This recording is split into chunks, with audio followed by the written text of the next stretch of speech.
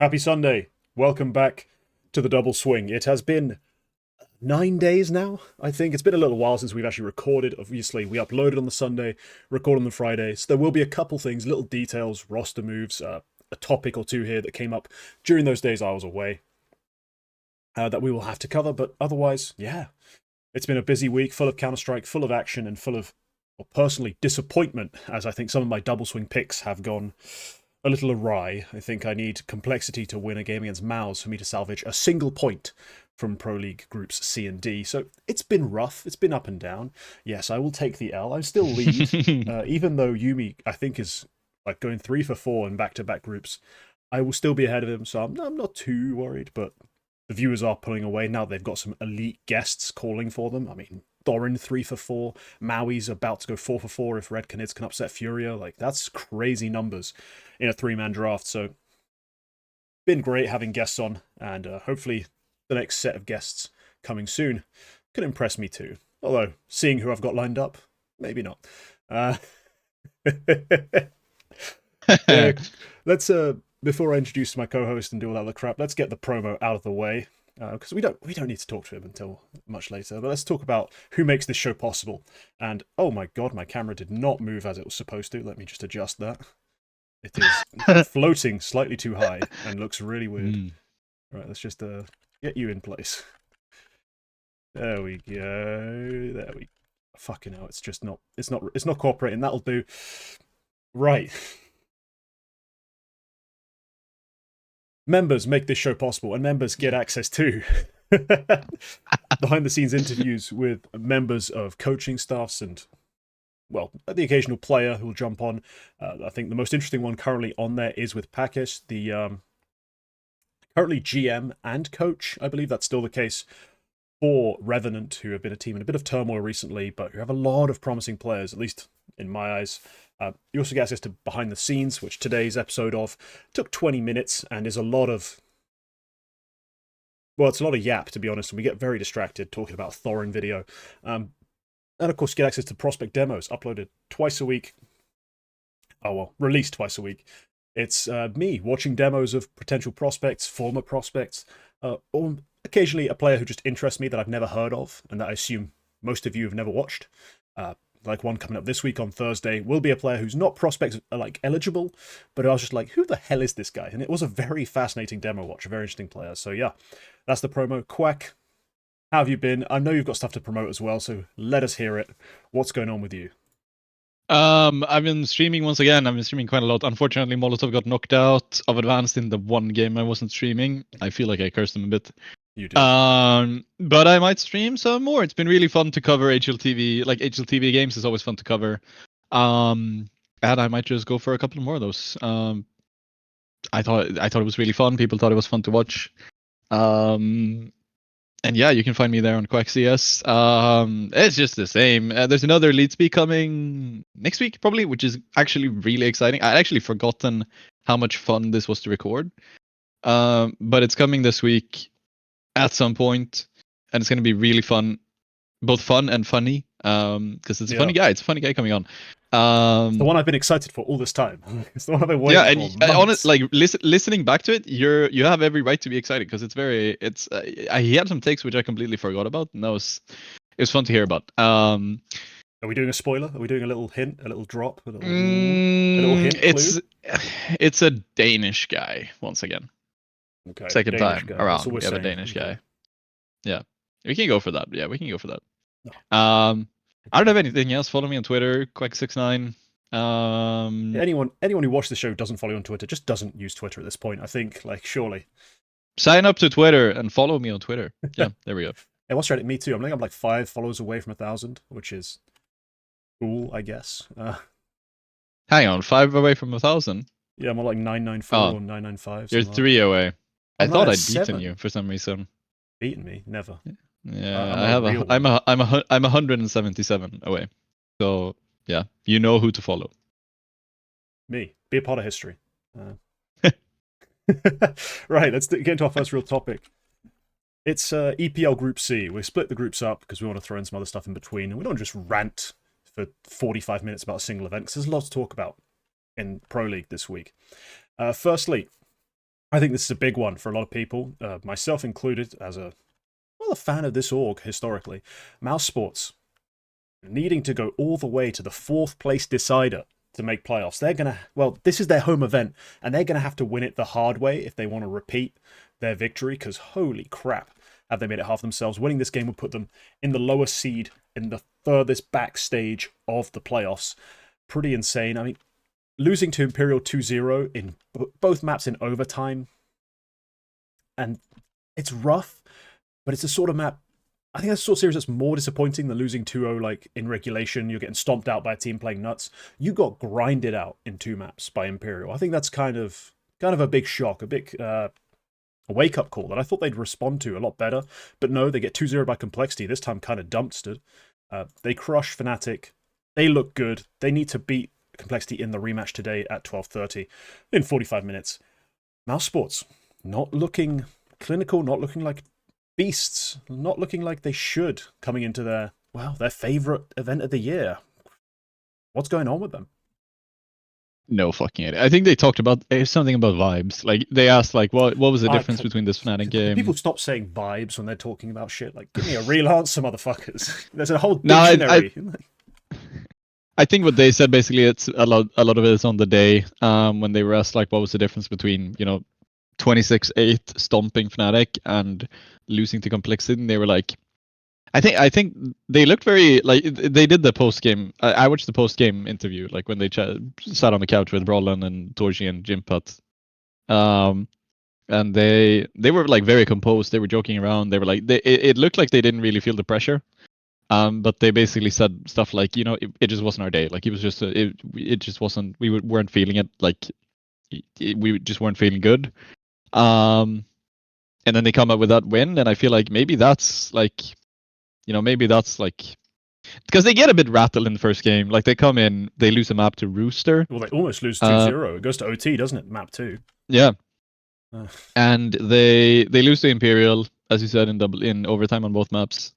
That's probably like a bit of a killer, and then you come into this Complexity game, and I wonder if they just sort of carried that, like they couldn't recover from that in a sense, and that then maybe this Fnatic game is a turnaround. So I would probably take them to take the rematch against Complexity, but I don't know. I think what they said was basically just it was on the day. Like it was on the day we weren't feeling it. But hopefully they get some of that back for their sake. They have a long run in the playoffs. I think. Let's see who actually. They actually haven't. It's said not been announced, but they will be playing a 3rd place team from A or B. I'd assume B. So maybe they have Spirit.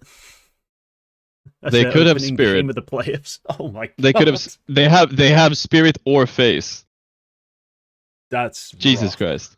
That's a killer. I mean, FaZe, I think they can stomp, but Spirit, I don't want to face any time, let alone opening. They should have Spirit or FaZe on Tuesday in the opening game.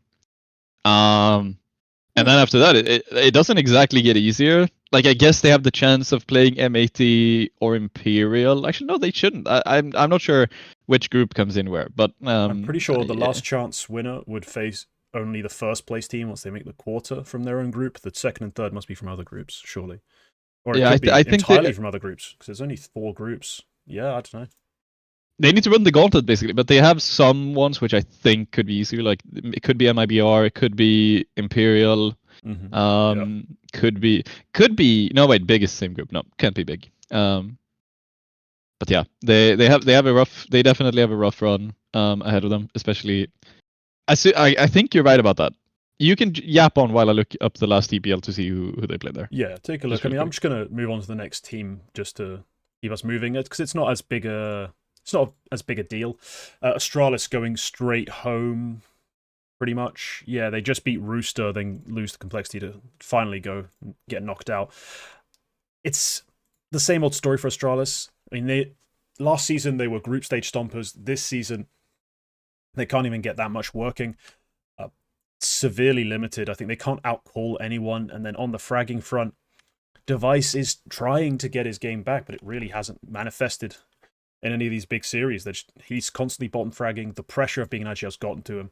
I think that's pretty simply the case. I think, yeah, good series against Complexity, but at that point, too little too late. They're already in the lowest bracket they can be, and Cole have a better IGL. So they just can't make it work. It's a big. I think it's gonna start gnawing on them that they can't even make it out of groups anymore. They're gonna need to start considering changes, I think, and quite simply, they might have to just go looking for an IGL. Like, I'm not saying it's gonna be easy. I'm not saying it's simply done. But either I keep device on a rifle, sign an AWPer in Denmark. Probably not. Like, who am I going to go sign? Like, Bow Magic? Like, Nikados? Like, these are far from guaranteed improvements. Or I can go get an IGL. And there are some kids, some Danish, like, younger IGLs you can take a risk on. And your team's not exactly, group of 10-year veterans who've won majors. They should be able to look at a 21-year-old and go, yes, you are the in-game leader of my roster. I shouldn't be too absurd. So perhaps they have to go out and take a risk on someone if they just continue floundering, because they really, really have struggled to make anything of this roster since the new season. Yep, it should be Mouse have either Spirits or Face, but I don't think they've swapped it around from the 18th and 19th season. So like Group C played Group A in one of them, and then Group C played Group B in the other. So I have no idea, but it's gonna be one or the other. Just like reseeding. Yeah, when they come into it. Like, yeah, they could just reseed it. Yeah, like, but they're definitely. I mean, they have a rough go of it either way. I think the easiest team they could play is gonna be Virtus Pro, and like out of that draw, I guess maybe they could play their own groups team, so it could be big as well. Big would probably be easy on paper, but yeah, it's going to be rough either way, because at least in that round, you would expect they have an easy team, like they would have an MIBR, they would have an Imperial or something, but those teams did really well in this EPL, so it is all like top 10 in that in that first round. So yeah, difficult for them. Brutal. Yeah, anything to add on the Astralis topic, or are we going to throw it to the final two teams who are the shocks of this group? We can throw it on. I don't have anything to add. Shit team. Yeah, okay. So, the big shocks. And I'm going to lump in the next team that I was going to talk about into this little conversation. So, M80 and Imperial end up in the first two seeds for Group C. M80 number 1, Imperial number 2.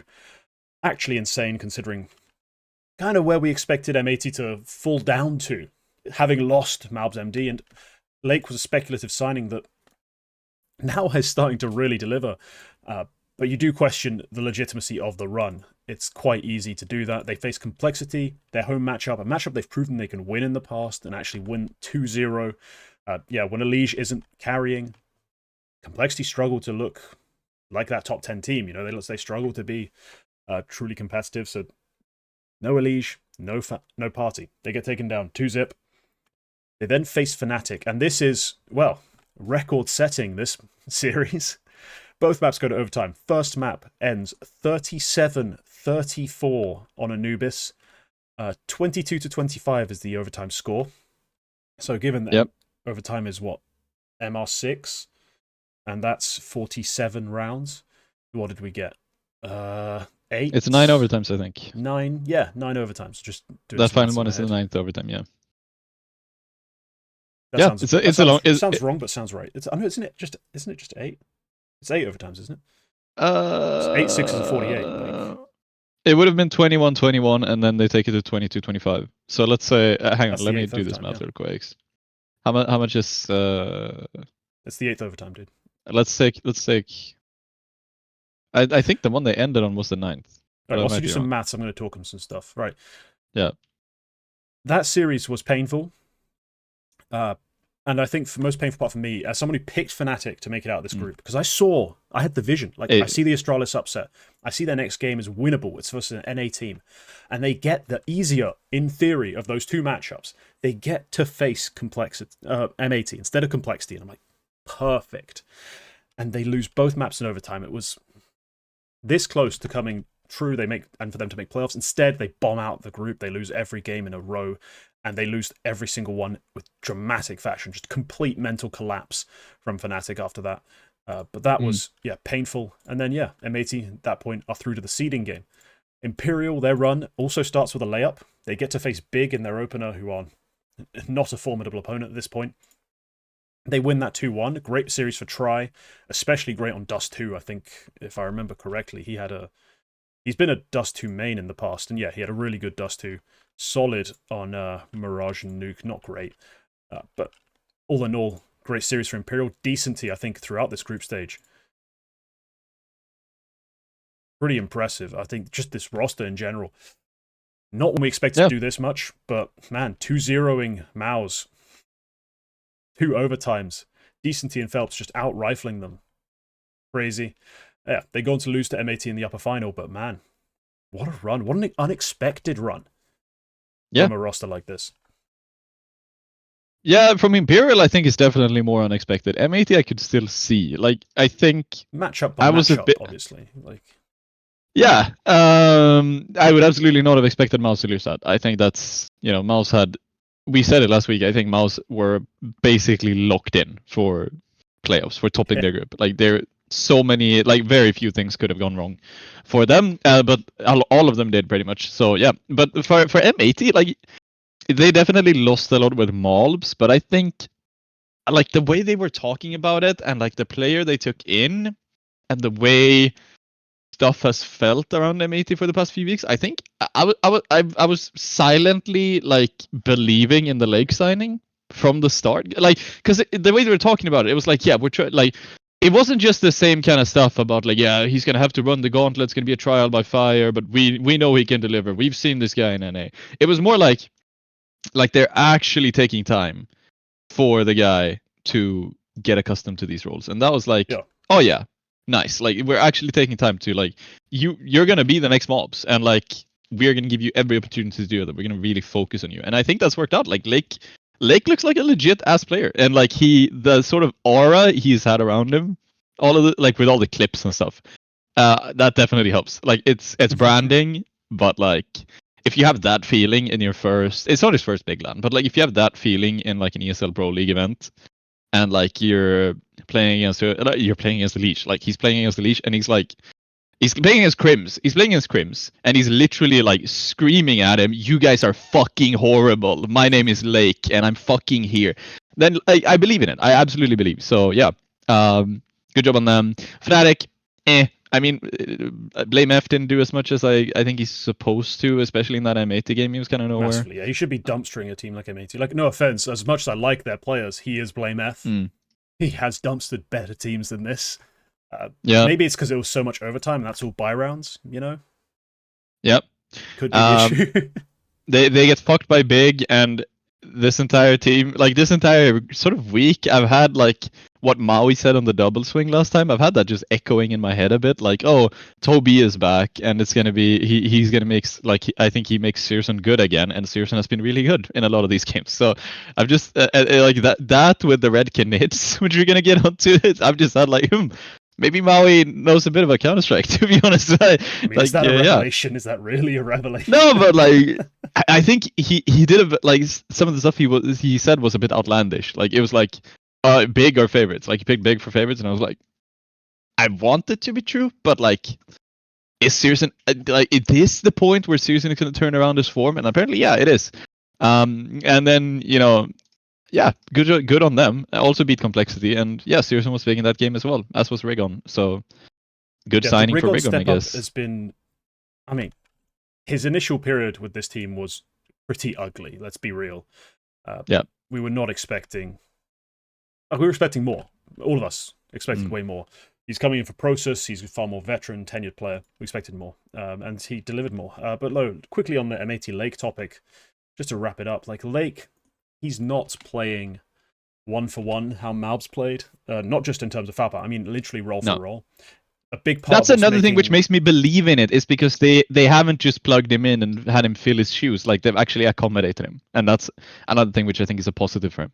Right, but what has essentially been the combination to replace that guy has been Sin. In a lot of games, it's been a lot more impactful.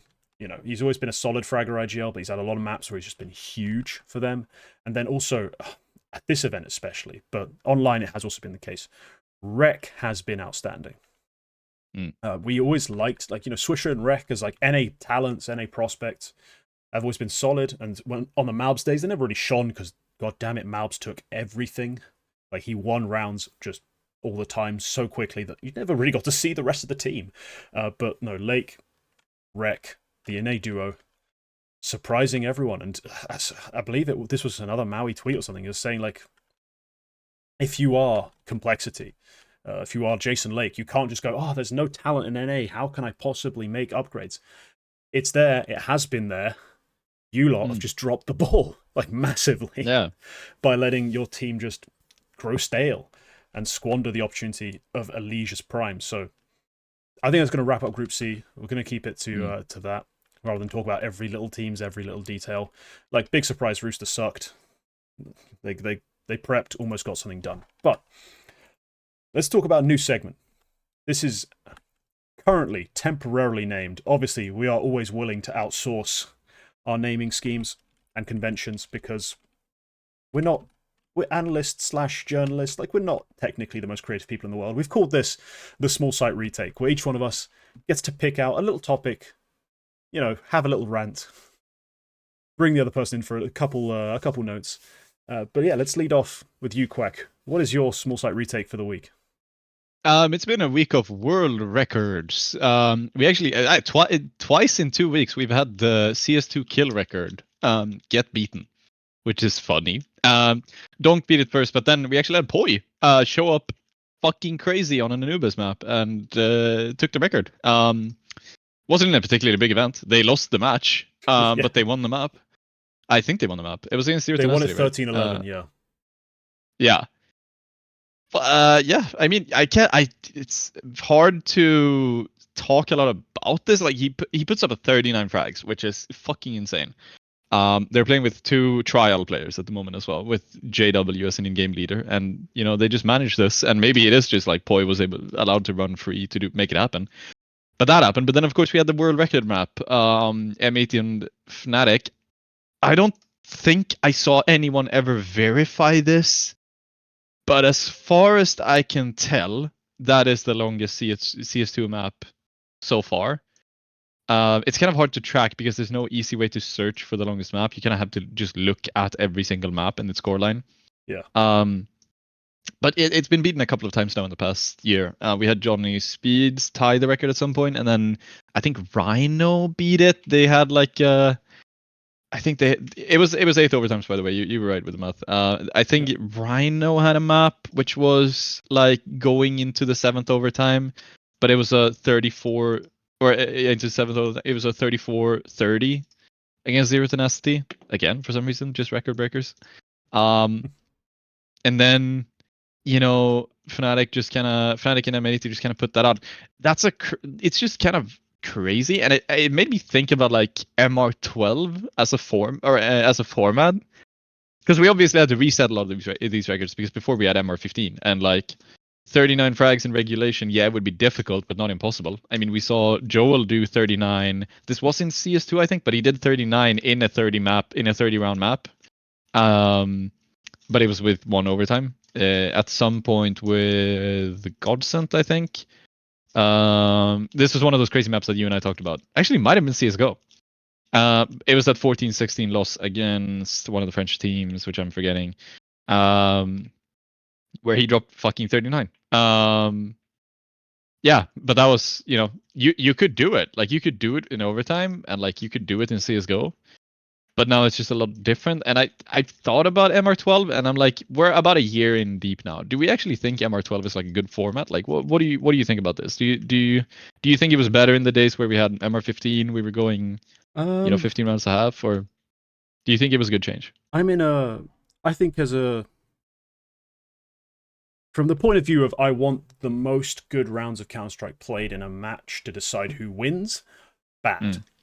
I think far more games are decided by your ability to win pistols, your ability to do cheesy gimmicky shit with, like, ecos, and there's just fewer gun rounds to really play with. There's less of a chance for a great IGL to figure out something, make a comeback happen, rally troops, do all this kind of stuff. It's shortened the windows to the point where you can just win 2 pistols, and then make a couple little things work, and just it's pretty much half over, round over, map over. It's not as big a playing field. In the other aspect of it, though, is always going to be as a spectator, and I'm going to be honest, if you're a casual or you're watching a game you're not that invested in, and you just have to watch it for whatever reason, say you're like grinding demos or watching an event in its entirety to figure out something, it's nice to not have to watch like 30 rounds as regulation, because that can get pretty long. And like, as people who have seen me do behind the scenes demo watching, you know it can be hard to keep your focus in 24 rounds. Do you imagine having to sit down and like fucking hang on, I've got my notepad next to me, like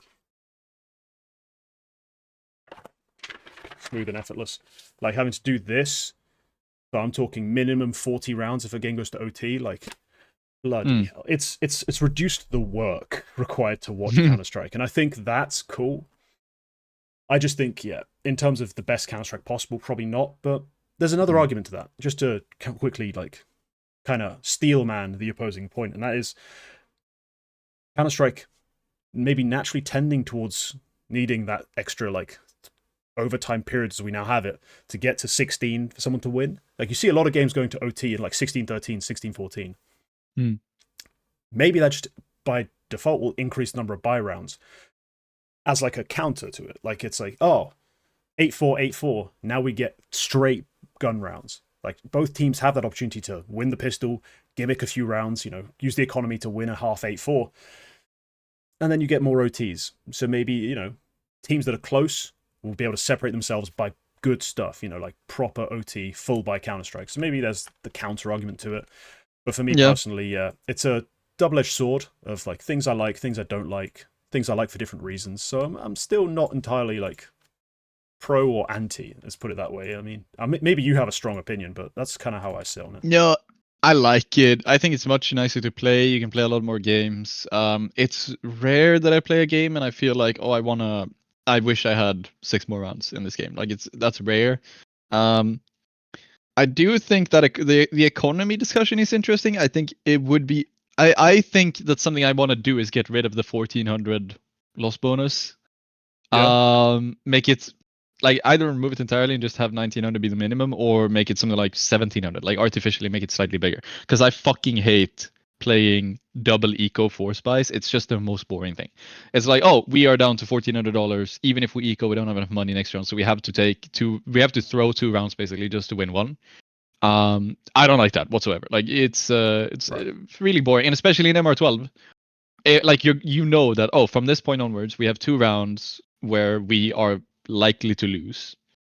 So the only thing that we can do, like at this point we've lost, that's 1/6 of the half. Like, that's, you know, it's and then it's just difficult to come back. Like, losing 3 rounds at the start of a half, at best you can get a 9-3 win, but then you have to win 9 in a row. Like, most likely you're gonna finish that half 6-6 already. Then you probably know it, like 6-6, 5-7, something like that. So it's just a bit boring. I think things get decided maybe a bit too early at this point, as you say. But that's more of an economy issue, I think, more than it is a format issue. I think there's some considerations to be made here. I did think it was strange when they swapped to MR12 without meaningfully changing the economy whatsoever. I thought that was interesting. And it just felt a bit half-assed, if I'm going to be entirely honest. I think they definitely could have considered this, yeah. But yeah. Okay. Yeah, that's kind of your point. Yeah, the records. I think that we'll see more records as well. I think I'm going to say, I think someone's going to hit 40 in regulation, just with the way not only the games have been going, but also just the style teams are playing with these individuals who are so heavily focused. I think we're going to hit 40. Like someone like a Donk, someone like, not necessarily, Poi wasn't really the player I thought this would ever come out of, especially not the way eyeballs have been using him, which is poorly. But potentially like the Spirit Academy kid, Kyosuke, who's a animal. Members will know he's an animal. Members will also have seen every frag of the Poi 39 bomb, because it's on there as well. With a special guest as we get fucking hammered. Someone is probably going to hit 40, because we had the previous kill record, I think, was Henny, who did 45 in 26 rounds. Like, he didn't even play 24 or 30. He played 26 in CS:GO, and he hit 45. And if you maintain that, even if you maintain that KPR for just 24 rounds, like that average KPR in that game, he still hits 42 frags. So like, yeah, it's probably gonna happen. But yeah, let's see who does it. It'll be exciting. I'll see. Hmm. All right, my point. This is technically just something we missed, but it's something I want to talk about because this happened last Sunday, whilst I was in Milan, living the high life. It was great. But no, a big event happened. A big event. For me, it's a CCT online event, not a big event for everyone else. But Bait took it home. And I just want to take the opportunity to talk a little bit about this Bait roster, talk about their run through this group, through this bracket even, the teams they beat, and why I'm still excited. So, Bait start off, they're invited to the playoffs. They got that privilege, they got that swag. They're one of the best teams in Tier 2, they're real. They don't have to play the group stage like all the peasants do. They come in, they face 9, that's 9 with Mantu, Misuta. Is it Refresh still? It is. Refresh, Sound. Some of these guys you may have heard of from Tier 1, some you may know from Tier 2. They beat them 2-1. Great series from MPL. Calling, fragging. Beast. They then face up with Bleed. This is Bleed with Vladen, with Nexa. No Hampus. This might have been the game where Cypher had someone just chilling in the background and he was just talking to him mid-map. Yes, I think I saw those clips, yeah. And here again, 2-1 win. Close. Not really. Just in terms of 2-1, it was close. Every map was a single digit for the loser. But again, 1.30 rating, MPL, IGL, Fragger. God, love it. This kid, I mean, what a prospect. Next game, they play Zero Tenacity, who have this year, or the last 6 months, been like a Tier 2 beast roster, which is not something I saw coming. I mean, guess just because of their tenure, how long they've been together and grinding Tier 2, it was bound to happen. They'd have a good run. But they're not a team of players I particularly care for in terms of upgrades to the next level. Like, I don't see these guys making that jump at any time soon. They 2-0 them. This time, yeah, MPL, I've been, pushing the propaganda. Decent again, but Headtrick and Captain Kirkter, but Headtrick, the guy I want to focus on. Headtrick goes ballistic.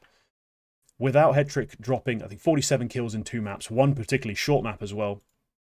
They don't win this series, I don't think. He went insane.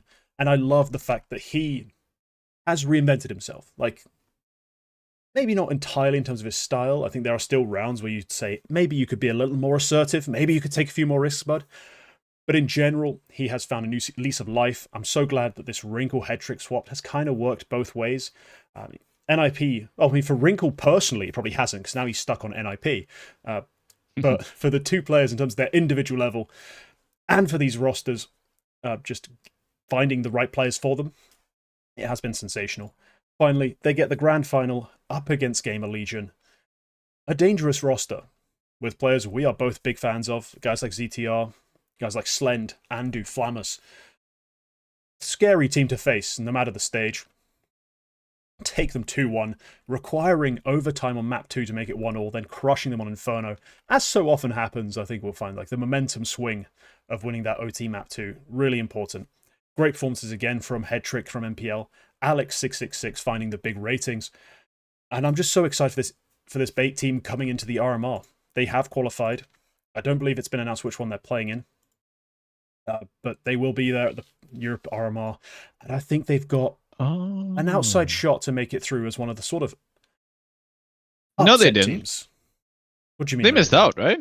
No, they came through close qualifier A. What are you talking about? No, they were in B and they lost. Bait? Oh, Bait! For some reason I thought you were talking about Zero Tenacity, and I was like, I remember them getting knocked out. I remember that. But no, yeah, sorry, my bad. Yeah. I was stuck on Zero Tenacity. All right. Yeah, my bad. Bait. 3-1 team. 3-2 team, sorry, not 3-1. They're of course a team that won most of their BO3s to make it through. Yeah. Big fan of this team, and I think really one to be afraid of in the RMR. I mean, they are in the top, 4 teams of the underdog section, I guess, of the RMR seeding. But I think they've got a real good chance going into games against 3D Max, games against NIP, games against Falcons at this point, Heroic.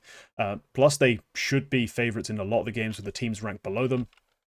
Yeah, Ukrainian Counter-Strike, alive and well. And of course, thriving thanks to MPL. Right. They have a very good shot at making that, making it into the 2-1 round. which is always very dangerous because you have 2 qualification games and your opponent is most likely going to be someone roughly your own level.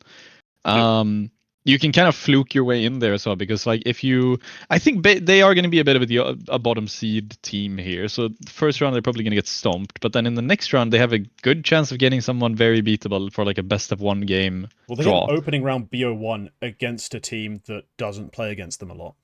That's where they're threatening. Remember, like that's always the threatening part: is an opening BO1 where you've prepped for someone and you have more talent than anyone really expects from you.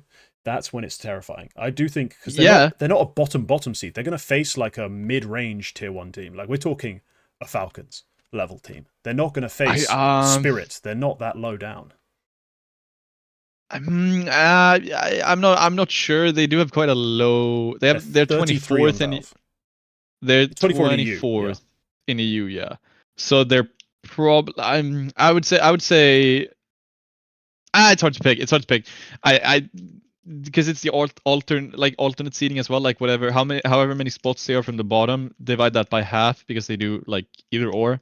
That's obviously gonna change. It's gonna be reseeded in like a month, I think. But we have they're probably gonna. I think they're gonna play someone around the range of like VP phase, maybe down to Falcons. But especially in their second game, that's when I think they go up against someone like a 3D Max, like you say, or a Heroic. And like even if they lose, that's when they go up against one of those teams, and that's extremely winnable. And then win that one, you have a good chance of playing a similar team again. So that's really dangerous. And yeah, it's a very dangerous team. Winning CCT is a pretty big deal, to be honest. It's something that a team like Bait should be doing probably. I don't know. They have won it in the past. They won it in the summer against 3D Max. I don't know how many more of these they played, but like it's something that like when we talk about the upper tier 2 teams, like the teams like Bait, like Sangal, perhaps those are the ones that should be regularly contending for CCT wins. And it's nice that they're sort of in the same conversation. And yeah, their players definitely have chance. Much like Sangal, their players definitely have a chance of like moving upwards. We have NPL. He's been there before. He can definitely come back like reinvigorated. Headtrick also had a stint in tier 1. Should at some point get another chance. There's probably more players. Like I haven't watched enough of Alex66 to know if he's actually good enough to make it onto a good team. But yeah, what do you make of Essential? What do you think about it? Essential's weird. So this came up in somewhere. I can't remember what I was doing, but it came up. I was like, what is it Essential's role is, and how good is he for real? And because the stats would tell you he's dog shit. The stats would tell you he is the worst thing under the sun. Yeah, and he's not. He's more like he's just the most unproven and also unfinished piece of this roster. Like that's kind of how I see him. He's quite new in the making as a player, really, and he's not quite there yet. I mean, like Alex666 has been around on Bait since they were making, RMRs and scaring people with Wrinkle like way back, and he's been around the block a while. Same thing with Captain Kirk. Essential is a little more raw, and yeah, he plays some tough spots, some tough roles. Sometimes has pop-off maps, and when he does pop off, considering the difficulty of his positions, it can be very impactful. So you may notice him more than you really think the stats would show. But I think, realistically, the future for MPL specifically, hopefully, I'm hopeful here, involves him being able to upgrade pieces on this roster, or potentially, match up with some other Ukrainians to build like a really strong roster, because there is pieces in Ukraine right now that could be assembled to make a bit of a Voltron, like a mega team, just from young players and from some of the guys who are slightly more established, but maybe don't have a great roster. Maybe they're forced to be learning Polish or something like that.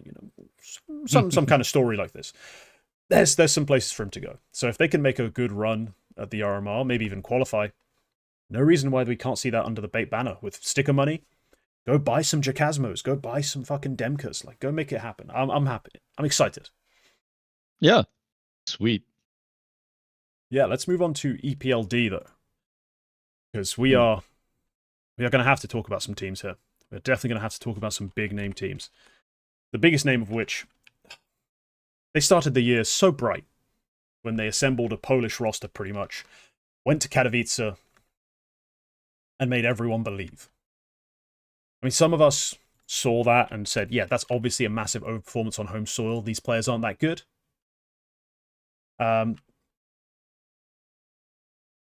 This time, it's been horrible. Like, their slide down has been cringe. Just to put it in the most simple way possible. It's just been cringe. Like, since replacing Dicha and Hades with Pody and SDY, I'm just going to throw it out there. Not really Pody's fault.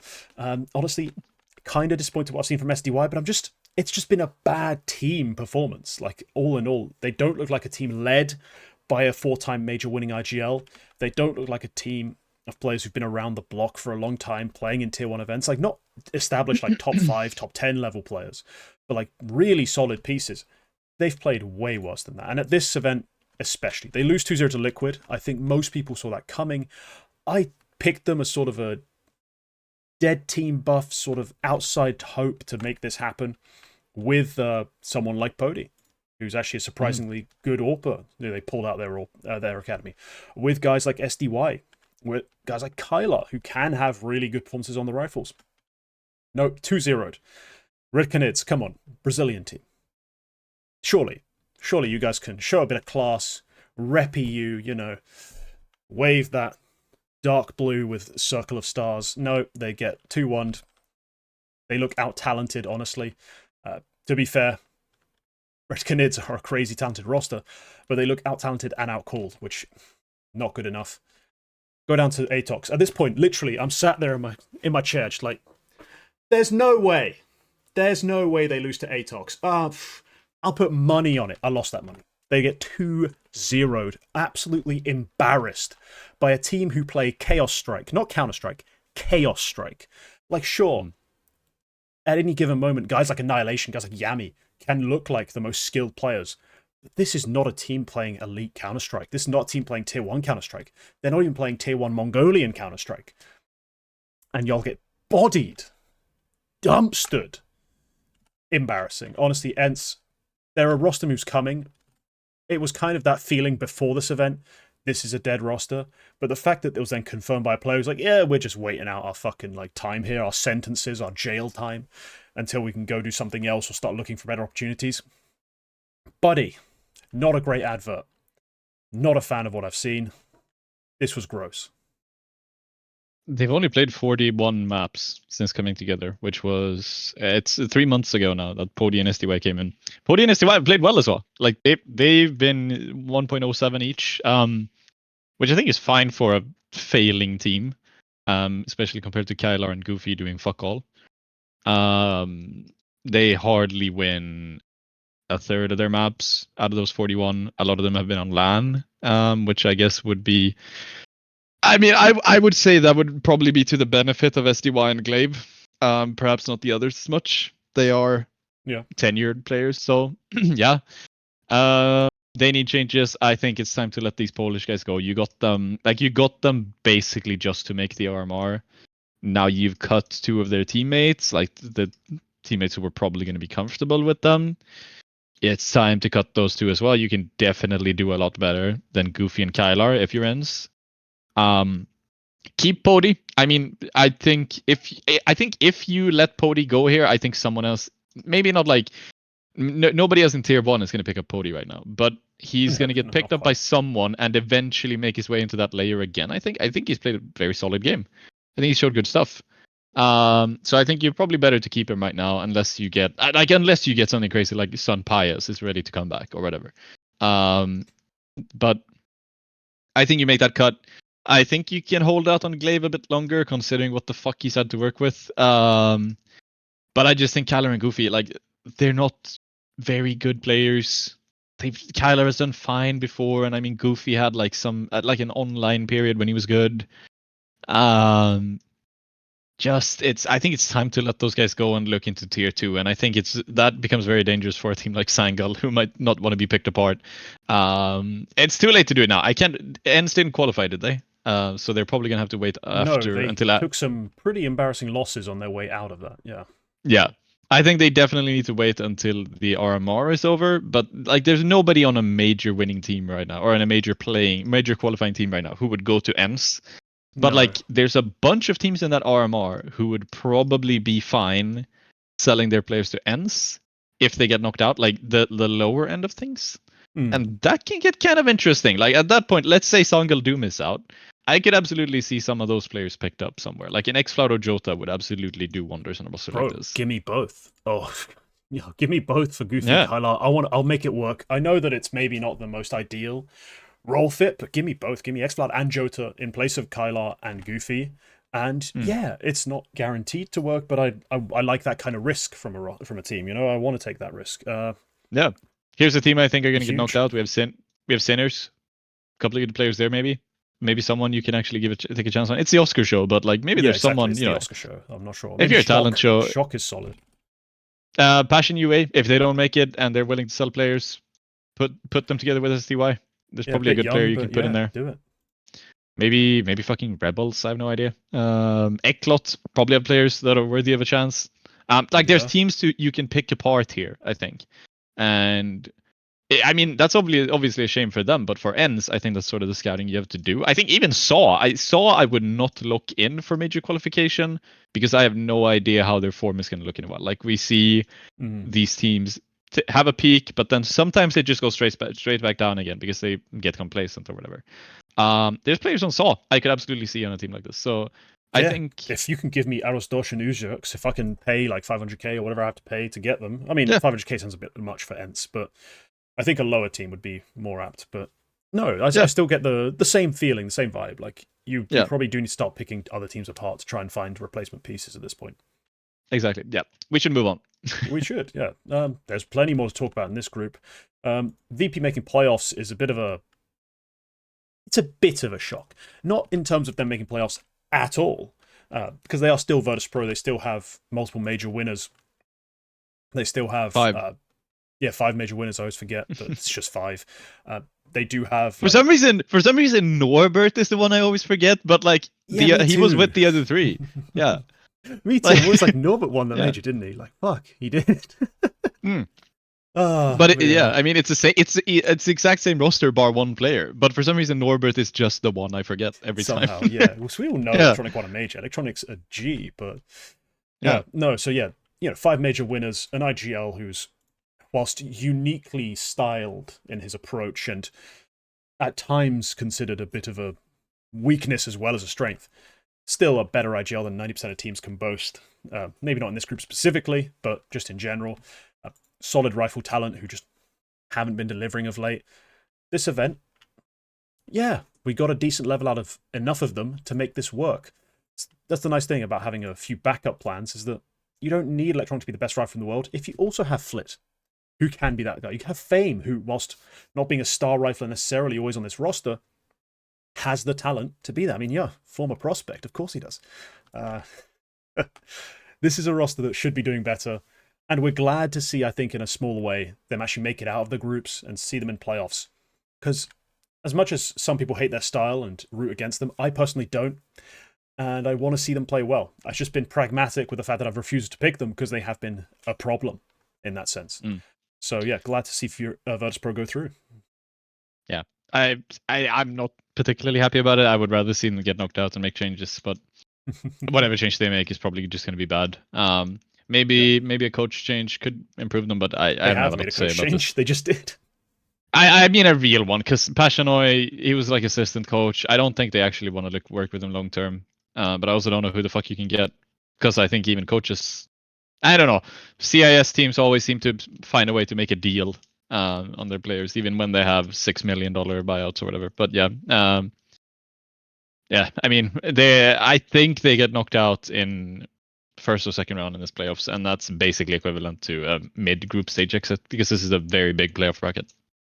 Yeah, we'll see. I don't know. It'll be matchup dependent. Obviously, once that's released, we'll be able to consider it. Although I think when we do the preview for playoffs, we won't know matchups, so it'll be bloody chaotic. Very fun. That was Virtus Pro. What's a big deal story? I want to jump straight to Canids, actually. Red Canids technically aren't through to playoffs yet. They need to beat Furia. And that's far from a done deal, considering they've already lost to them in this group stage. But just to talk about Red Canids, the analysis for me, or the analogy rather, that like how to think about them if you're not sure about it, they're basically 9Z, but they came into this event without a favorite level seed, like in terms of the way we preview events on the double swing. And they probably have the most tenured player almost in the entire group in coldzera. So they do have advantages over them in that sense. But look, Davideus, even a former 9Z player, very talented rifler. Henny, we know, can be an absolute beast with an AWP. Just rarely gets the right opportunity to show it. You know, historically been on weird teams. Venom Zero has been a talent I've followed since he was like literally 14. Because he's still only, what, 17, 18 now? Oh, he's 20. My God, time flies. But Young Gods is where I first picked him up. At that point, probably was 17. But Young Gods, when Godsent Academy was being sent to WePlay, that's when I picked up on this guy. And he was like the lone shining star in a pile of dog shit, because the way they played Counter-Strike was not conducive to winning rounds. It was a mess, an absolute mess. But he was talented, and I'm so glad he's found a space on this team and has been able to shine. But then, yeah, you get to coldzera, and coldzera is your 4th best player at this point in his career. Pretty good. More than acceptable. And he's going to have, you know, elite comms. We know in the past, on teams like SK, he has been a vocal player. He's not even main calling here to throw everything away like he was on other teams. He's second calling behind Nathan. This roster just kind of works. I think it's just a more polished version of the 9Z formula. Maybe hasn't hit the same peak yet as 9Z did back with their surprise run. But at least they've got a chance here to make it out of playoffs. I might be rooting for them. As much as it will give Maui the satisfaction of saying he was the GOAT of the double swing just on his one appearance that went so well, I do kind of want them to do it. This would be a very satisfying conclusion to the group stage for them. Yeah, it's been good. I think this team, the Red Canids, have always made interesting moves. They cut Hardzao for Henny, I think. It was a bit of a weird move, I think, but they always seem to snatch up good players, like who get almost discarded by other players. Like they seem to do that well, and they seem to put together them into interesting formula. So yeah, I don't have a lot to say about them. I didn't watch a lot of the games. I always thought every one of them I thought was a write-off. So I was like, I'm not gonna watch this. They're just gonna lose. But then they just keep on winning. And I swear, if I watch the Furia game, they're gonna lose. So I like the Red Canids are gonna lose if I watch. So I'm not gonna watch it. Yeah, I would love to see them in playoffs. That's about it. They've been really fun. Yeah. But let's just wrap up this group with our final disappointment. A personal disappointment. Falcons. Now, I picked Falcons to go through, not because I thought they were a great team, but because of the format of the double swing kind of leaving me them or the VP. And at the time, I had an embargo, essentially, on Virtus.pro. They were the Cuba to my USA. I just could not deal with them. Could not pick them in good conscience. So I picked Falcons, and their opening loss to Furia was kind of a sign of things to come. But I didn't lose hope. They get to play Atox next, and unlike ENCE, Falcons handled them because they're not a tier 1 adjacent team. They then play Virtus.pro, a matchup which in the past, they have won. They've won the last 2 times they played. Plus, they got a bit of form going. The riflers were firing. They go into this event, into this matchup, they lose 2-1. They lose a map in overtime after winning a map in overtime, then lose in 24 rounds. As close as it can get. So disappointment, people would look for silver linings still. And I kind of was. I was like, you know, close game. They got another matchup against a lower level team. It's Red Canids. And no, they just lose 13-10, 13-10. Just straight up. And there's not much more to add to that. Like, Davideus was the best player on the server. We know he's had that potential for a while. The Chilean god. But look at the rest of the team. They didn't even get, like, dumpstered by Henny. They just got beaten handedly by just a better roster on the day. So, disappointing for Falcons to go straight out. They made it clear as such. Like, they also were massively disappointed. But it's all well and good saying it. You should be winning these games. The talents you are, the players you are, you should be winning this game. Somebody's got to tell them that, you know, you need to get Sun Pius working, but don't make everybody else stop working at the same time. Well, not like, that everyone was working massively. Like, come on. No, but I mean, you know, They got a good level out of Senpais, which has been one of the criticisms in the past couple of months for Falcons, is that Senpais isn't doing anything.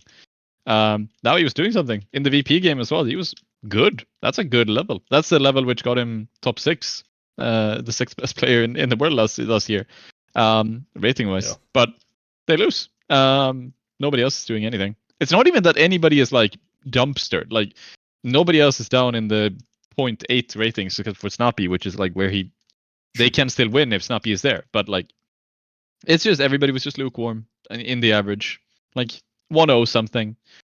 And I mean, dead roster, maybe. Like, do they know at this point Nico is coming in and they're like, we have no point. Like, there's no point. Yeah, but do we know? It's still not officially like announced or anything, or we don't even know who the probable cut is. Like, we've kind of speculated, I think, and I've slowly come around to the idea that it's probably going to be minus Madden, despite me not liking that idea, just because I like Madden. I do got a feeling that's how it's going to happen. It's Madden or Dupree, right? And Dupree has just played good. I think they can make it work while keeping Dupree, but I wonder if Nico maybe wants to play with Madden.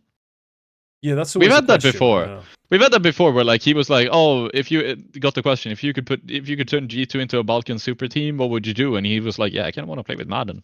But like, I don't know if that's. We shouldn't take people on face value on that thing, on those things. But like what they say in random ass interviews. But maybe that's part of the deal. It's not announced. As far as I know, I think first came the KRL report, and I was like, yeah. But then came the Sheep Esports, which is the guy whose name I can never remember. Actually reputable journalist, and I was like, oh, okay, this guy now says that the contract is signed, like it's done. The deal is sealed. Then it's like, oh, okay, I believe it now. I absolutely believe Falcons is joining in 2025. So yeah. Yeah. And at that point, yeah, it does become a battle. Like, I see Magus can do play like sites together, and they play them fairly well, and I'm like, oh, I want to keep that together. But then I'm like, it's Snappy with his boy Madden, his soldier, who's got him through so many, like, honestly, rough periods, taken so many difficult fights, like, been with him for a while. I kind of want to keep them together. So if Nico becomes the deciding factor of, like, you've cut in Dupree or you're cutting Madden, we'll see. We'll see what he ends up going with. He's also somebody who's seen Dupree like for the past 8 years, like both like through his peak, all of it. Like we know that a lot of players have a lot of respect for a player like Dupree. So like if it honestly, I would not put it past Falcons to literally ask Nico who to cut, and like in the contract negotiation, and he might as well just have picked Madden just because like Dupree is on a pedestal to actual pro players, deservedly so. He does have that kind of like, respect. We've seen it before, like where he's clearly shown a lot of admiration to former legends who were at that point washed as fuck, but was like so happy to play with this guy, despite him being complete fucking garbage. He never said that part. I did. So maybe this comes up again. Yep. Right, Group D. Pretty much wrapped up. Nothing else massive like really comes up. Yeah, Furia don't go straight through. Big shock. Vitality crush it. Outstanding. Love it. Pick 2 of your players to be my fantasy team. Keep it up, boys. Liquid also winning games they should win at this point. They're probably better than Virtus Pro. Like, they're just better than Virtus Pro, given the way they've been playing. I'm still convinced that we're about to see a replication of like what Astralis did, where it's like, oh, the new IGL works, and then it kind of doesn't. Except I expect them to then bounce back up again because their IGL isn't on an AWP. So yeah, still waiting for that dip, but for now, keep riding it out. JKS playing well. Your Kindle having a surprisingly good event. Ultimate still solid. What's not to love? What's not to love if you're a Liquid fan? Let's move on. Let's talk about, wow, oh my god. Look at this. Women's Counter-Strike. There's been an event going on, and I kind of want to discuss it. TradeIt FE Masters Season 5. Is it 5? Yeah, it is 5. Yeah, okay, good. Not going crazy. The grand final of which will be hosted today. It's going to be Imperial... Oh, it's already started. Imperial FE versus Na'Vi Javelins. Firstly, before we get into anything else, just pick a winner. Who you got out of these 2 teams? Imperial. Imperial FE, yeah, pretty easy to predict. But I'm going to take the controversial take. Controversial, not particularly when you see the roster change they've made. I'm going to take Na'Vi Javelins, who have recently replaced 2 of their Polish players with Astra, formerly of NIP, formerly of some mixed team whose name bloody eludes me. Yeah, she was briefly Let Her Cook, but before then, Godsent FE. That was it. Not a mix, but that was the roster I first saw her on. I think the team was literally just called France. Yeah, no, that was for the World Cup thing. Yeah, but they played outside of that as well. Like I think they played the last traded between thing rosters. As France. They just called it the team was just France. Yeah, it was the same mix with her and Rachel and some other players, but it was more of a at that point none of these players really had teams. Like we then saw Rachel drop from Let Her Cook. Like these guys they were looking for rosters, and then the other signing being huge, being D7, who said she was taking a step back. After Guild, after being the best player on Guild by a long shot. Previously a bigger keeper, being a massive part of their success. Really an impressive fragger, and I'm like, taking a step away, and then she's not signed for like a couple months, and I'm thinking, surely someone wants her. Yeah, of course someone wanted her. Na'Vi Javelins really wanted her, and she has just been a monster for them as well. This roster stacked as hell. They've only played 9 maps together, but I feel like this is a great opportunity for them to upset and really, piss in the cornflakes when it comes to EU impact. Like this is going to be a fun season to watch with these super teams coming together and like Dreamcatchers FE being good. I mean, there's so much excitement. Yeah. It's a cool event. Violet were there. Represent. They were there in the qualifier. They got knocked out by Dreamcatchers. What a roster that's looking like. Yeah. Doing good. They're doing good. It's an interesting event. This is sort of like in PAS, it was the last edition was more of a prelude to the Impact League, but now it just keeps going. This another edition. I don't have a lot to add. I think this is the expected final, since this entire event is just a single elimination bracket. It's absolutely the expected final. D7 is really exciting. If she can do really well. They've already had a couple of Impact games. I was gonna check. It's just a couple of maps so far, and I know they lost a game on account of a technical difficulty, but I just kind of wanted to see how is D7 doing so far on this team. I mean, her rating's like a 1.07. It's not crazy, but it's 112. Yeah.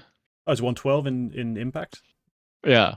Okay. 112. Yeah. Well, it's as if that roster need more fragging with Viku, with Hanka, with Astra coming in actually as a decent fragger, with Angelica. Yeah, D7 just also here to add some rifle power to the mix. I mean, you need that when you're going up against Imperial FE. And they've so far been pretty solid. The other teams to talk about in this group, I've mentioned them already. Dreamcatchers FE. Now, Fatal and Elizabeth, some of you may recognize as names from the Nine Panda Fearless, I believe they were together on. Yes, they were, and that was a dangerous roster to contend with. But now they've assembled this roster with the two of them, with 3 players who all come from the same org, essentially. They all came from Forza Ladies, or when they were signed, ex-Forza Ladies. And they've surprised a lot of people. I mean, beating Bigger Keeper. I mean, they're not quite the roster they used to be, but still 2-0ing them 13-4, 13-4 is impressive. Taking a map off Imperial FE, impressive. Certainly a shock to the system, this roster. NIP Impact, you're a big fan of Triple overtime against Imperial in Impact League as well. I just want to add. Outstanding. NIP Impact, signing Vilga, former IGL of Imperial FE. I think still for my money, like the best value IGL in the scene, just because of her fragging and her leadership. Don't get how she managed to be how she managed to get away from that Imperial FE group, but she's ended up on NIP Impact, and they've looked really solid. I mean, I don't think they're as good as the Na'Vi Javelins, the Imperials of the world, but another really dangerous team. And you follow them. I mean, they're no got a Sweden anymore, but you used to follow them fairly closely, didn't you? Yeah, but once they cut Gen Con, I wasn't particularly interested. I think they were cool. I think they were always cool. I think the Vilga signing was cool. It was a bit that I think that one could have been a bit hit or miss. It was like, okay, is Vilga legit, or did she just like hit a good stride with the Imperial ladies? Like, and she's done very good. Like, this has solidly solidified her as probably the best in-game leader in this scene. So yeah, I mean, getting a good level out of the Dutch twins as well. Yeah, is very Kiara good. and Naomi. I mean, they've been the best players on this team in the past before as well, but glad to see them keeping it up. And then, of course, like Ramzin and Mia, very, very solid players as well. So I'm absolutely happy with how they're doing. Yeah. I'm not that big of a fan of NIP anymore. Like, hey, as an org, yeah, so I don't have any particular connection to this once Yenkon was gone. Fair. No, I mean, I'm actually a fan because Ramsin needed rescuing historically. But good. She's a good team. I would like to see NIP make it into the Impact Finals. Because they haven't been there before, I believe. I think they have always gotten knocked out in the past. I would have known if Gencon was on LAN, but no, she was not. And it would be cool to see that. Like, it would be cool to see these players stack up in what is like the big finisher to this sort of season. So yeah, on the TradeIt thing, I think the final is like, that's an interesting showdown. We've seen it so many times in the past, but it's a bit different now, of course. Yep, rosters have changed. I mean, it's Improved in 7-3 to Javelin so far. On their own pick. It's a best of 5 even. Jesus. It's a best of 5 game. It's gonna be going. Yeah. Yep. I'm gonna remind you, we have 12 minutes until there's another thing happening. Sorry, I might have been wrong. It's an hour and 12 minutes. My bad. Okay, yeah, good. I was about to say. I mean, yeah. I got the time zones mixed up. It's your time zone. Yeah. Yeah. All good. Yeah. Now. That's TradeIt FC. That's the TradeIt sort of female event going on. But let's move on to another new topic, another new segment, rather. One that I'm hoping to make rather regular. We'll see how it goes. It's going to be a new thing. I've got to run the graphics and all that good stuff. I'm not sure on the title yet. But this is essentially going to be... Okay, I'm just going to announce it as I've called it in my head. This is the King's Tears. Yep. It's not the most eloquent name, but my God, my camera just deciding to go all over the shop. We'll address that in between episodes because this is rather silly. This keeps happening. Just randomly moving into stupid spots where it wasn't before. But there we go. Right. So this is going to be a tier list of the teams. This is basically just tier 1. It's the top 15 teams, roughly, from the Valve rankings, plus anything I've decided to include as well. So I'm just going to talk through tier by tier and explain exactly one thing for each one. These tiers are going to be very volatile week to week, probably, especially below the first two. There's going to be a lot of conversation and I think debate as to how these teams should stack up. And once I've brought out my tiers, Quack will be invited to rip them to pieces, should he want to. Unless he agrees with me, in which case, that'll be a first. Pigs will be flying. Right, in the bottom tier, also known as the Not Afraid of You tier. These guys, they exist at tier 1, but I'm not scared that you're going to win an event. Not even slightly. And the teams down here, Virtus Pro, Mongols, Falcons, Saw, even Pain, who have just stuck around in the rankings thanks to the way Valve's ranking is working right now. These teams, yeah, they might win the games against the other, like, play-in sort of level teams. They'll beat each other to make it through to playoffs every now and then.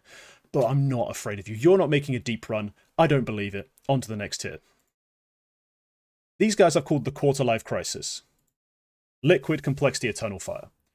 I believe these rosters can make quarters with fairly good consistency at most events. Like, quarters being top 8s, remember. Most events have silly 16 playoffs, so we can't really assess it in the same way. But these are the teams, if we had top 8s, I'd expect to make it a lot of the time. They're a step above the teams I'm not afraid of. These guys can be scary, especially if you're not one of the elite teams. Going into these matchups, you need to be careful. Liquid, Complexity, Eternal Fire make up my Quarter Life Crisis. Next, a team stands alone. This team's the litmus test. This is FaZe Clan. They are a step below everyone else who's above them. And these guys, if you can beat FaZe with any consistency for the teams below, you take that leap. You are now officially trying to contend. Because FaZe, they are no longer winning events. They're no longer even making grand finals of events. But they're still well-led, with plenty of talent. If they make roster changes, this will start shifting all over the shop, obviously. That'll completely rework the way we see the scene, I think, if FaZe makes some big changes. But for now, they are just the litmus test. You need to beat them to enter true contention. If you can't do it right now, you're not going to win anything. The second tier, I've called this the Frauds era, or the Frauds here are. Mouse and G2. Both of you are kind of fraudulent for very different reasons. Mouse Sports have every piece in every position to probably be the best team in the world if they could put it together. They have an amazing anchor who plays far beyond his roles, an entry who, whilst not donk, my word, if it wasn't for that absurd standard, would be considered insane at his position. We've got an IGL who's been on the rise, on the grind, and outstanding. It got Peace in Torji, who is dynamic, exciting, fun, gives them like a whole new like aspect to their play when they switch from T to C, T side. All of a sudden, you've got this menace with a big green just throwing himself in front of you. They are poised, but lack that final cutting edge, that killing blow to really win the big events that we want them to be in contention for Cologne, for Katowice, for majors. They're just not quite there. And G2, on the other hand, every piece on the big stage can bang. These guys can frag. They've got so much firepower, but they don't have an IGL. I don't care what anyone says. Snacks, he's more of a figurehead, and they're about to lose Nico after this season, at which point we can have a whole other conversation again. This tier list gets crazy when things start changing after the major. But for now, they don't have an IGL capable of going up against Alexi B, even up against Apex, even up against Chopper. They cannot outcall these teams. They have to outfrag them, and that keeps them a slight bit fraudulent. Now, this is the final tier, the highest tier, and this is weird. 3 teams at the top tier? Yeah, these are the title chasers. None of these guys truly dominate, though. Vitality, Spirit, Na'Vi. Each one, not fraudulent. They've won the titles. We've seen them do it, and they've won big titles this year. But they haven't done it with any consistency. They've not separated themselves from this pack. Vitality, seemingly week to week, event to event. We're not sure what we're going to get from the rifle play. We know we're going to get Zywoo. We know we're going to get Flamesy on the T side. We're not sure what Spinks is going to be. We're not sure if they're going to be able to overcome Na'Vi's tactics, able to overcome Donk and Shiro's fragging. They're just not quite there to separate themselves from the pack. Spirit, different story, same outcome. When they're on, they are so on. And if Halley wants to keep throwing things away by apparently not getting the prep right, or whatever excuse he always makes when they bomb out of events, or not getting the mental ready, then they're going to stay here. They're not going to be able to separate themselves. They're going to win the occasional event. They're going to be dangerous as all hell at every single one, but they're also going to be complete bots, apparently, every now and then. So that's why they've not separated themselves from the pack. And finally, Na'Vi, maybe the most controversial, if you're a Na'Vi fan, to be amongst this group rather than alone atop the pyramid. But you cannot tell me you actually believe in their fraggers. You can't tell me that. You know that they are capable of having just a group of players sit at a 1.0 rating for a series, and they lose a close one because the calling was good, and maybe JL was good, maybe Imma was good, maybe even, rarely by himself, Bit was good, but we just weren't enough to defeat a roster with a Zywoo, with a Donk.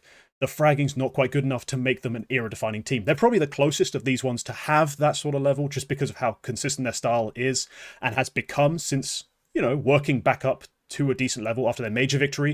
If you look at the events surrounding it, dog shite from their fraggers, weren't able to do anything.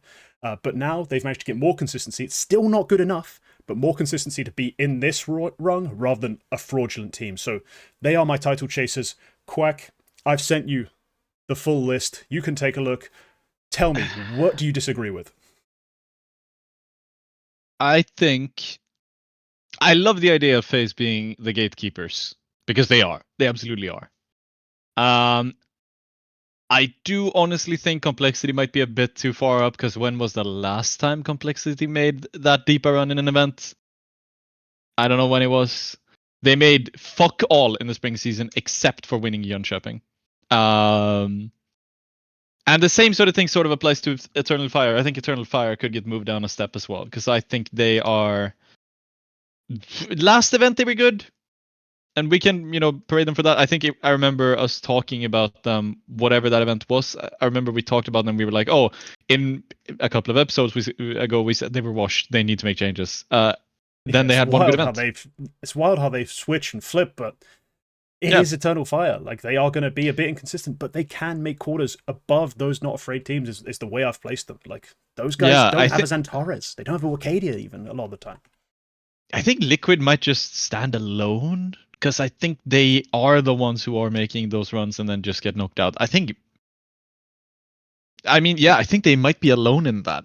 If it was just the idea of like making playoff runs and then losing when it matters, so to speak, then maybe I would put G2 in the same tier. But Liquid don't have the same players as G2, so it makes sense G2 is above them for sure. Yeah.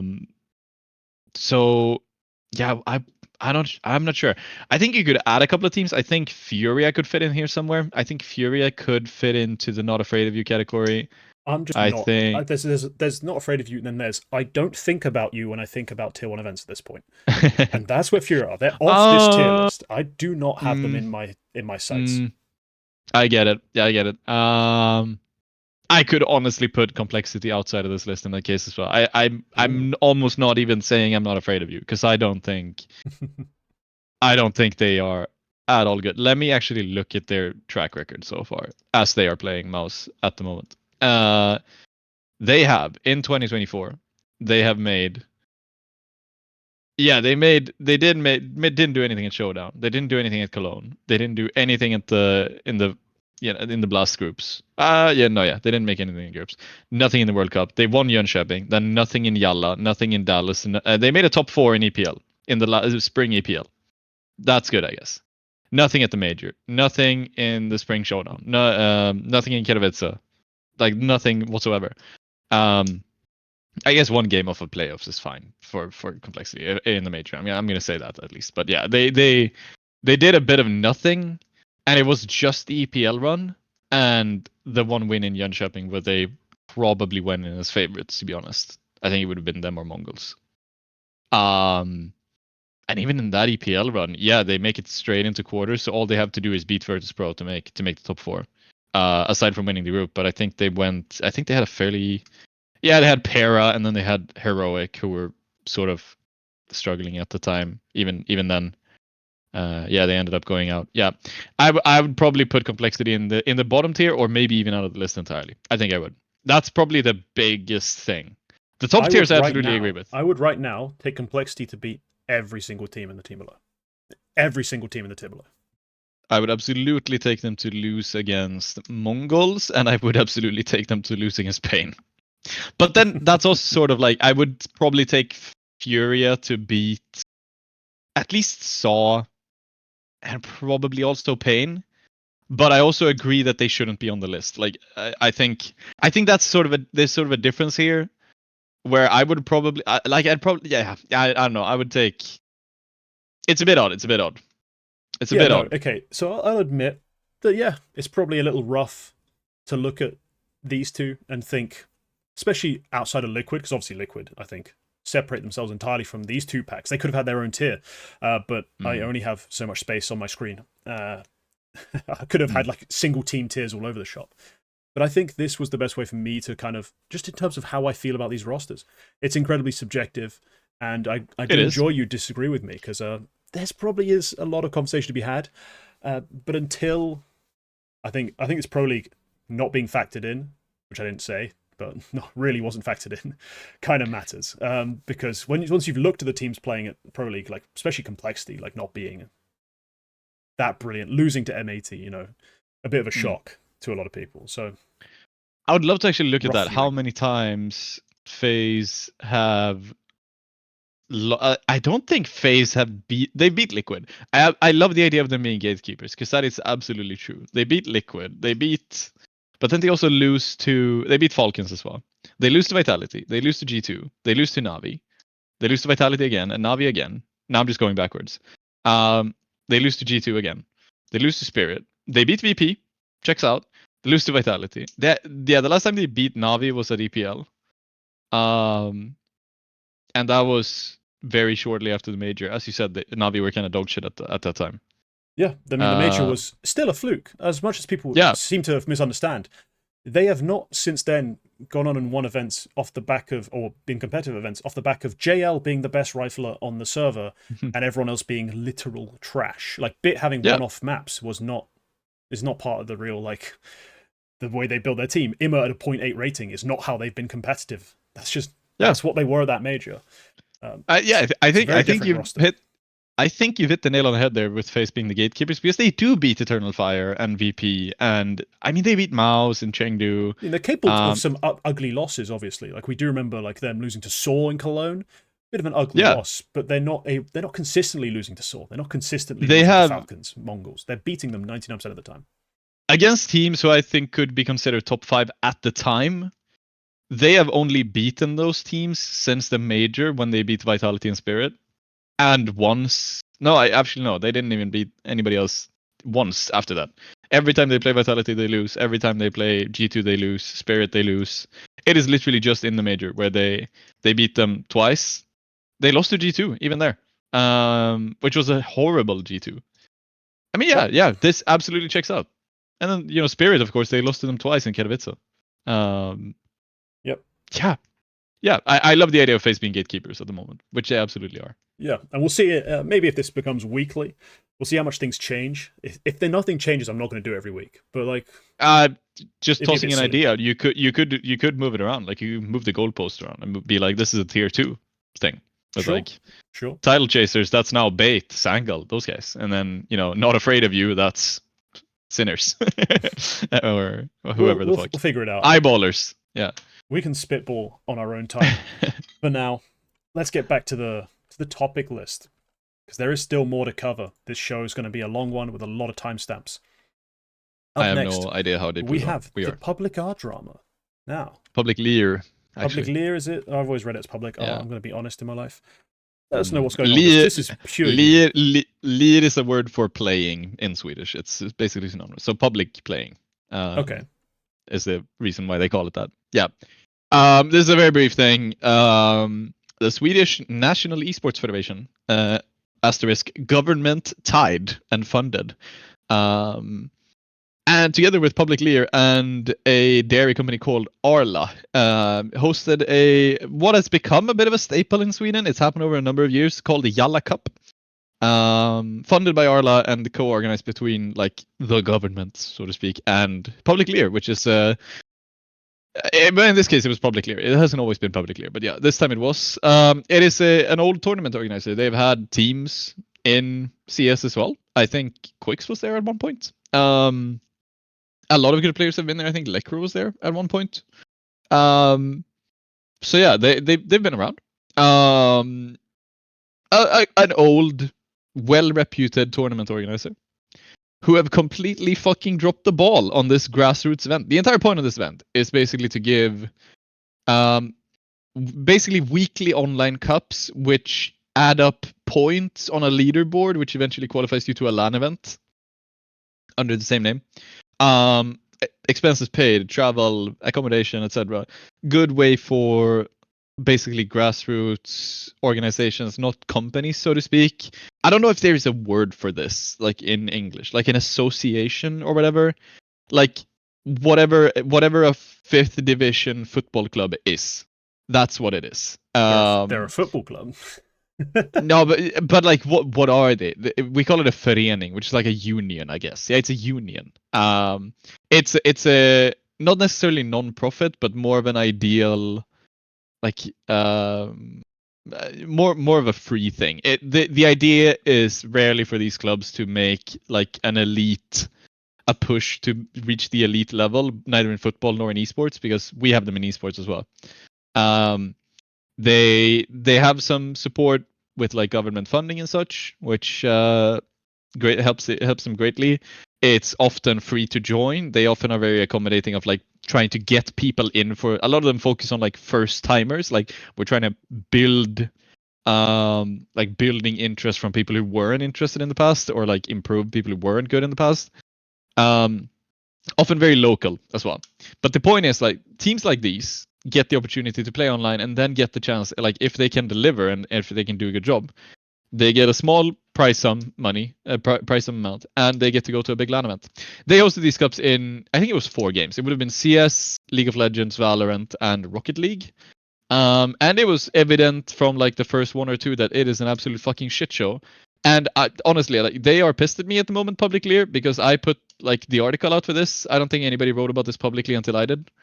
So they're very pissed at me, and they're gonna keep being pissed at me.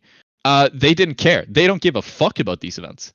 Like, they don't give a fuck about having no anti-cheat in the Counter-Strike tournament twice, despite having cheaters who would have to be suspended in post and games overturned.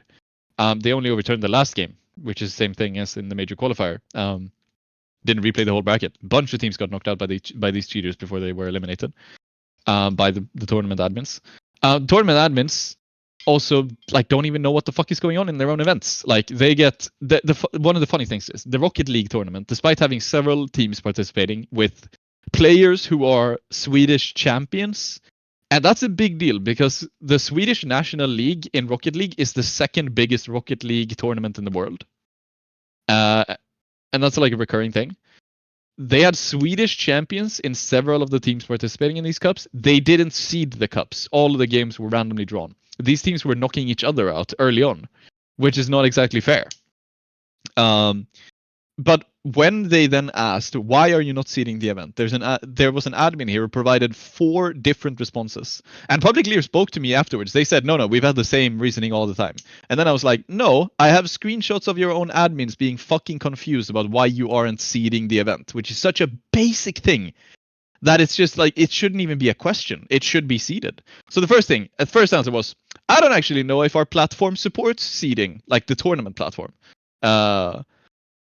Which is just, that's such a fuck off answer. That is such a fuck off answer. But that was the first answer. The second answer was, actually, since these are 32 unknown mixed teams, there's no way for us to seed them. Like, we know nothing about these guys. And then the answer was, well, actually, there is a thing you can look up. It's called MMR. It's basically like Face It ELO. All of these players have it. It's public. Yeah, you need to look it up manually because you can't like gather it automatically. For some reason, Epic Games don't allow you to do that.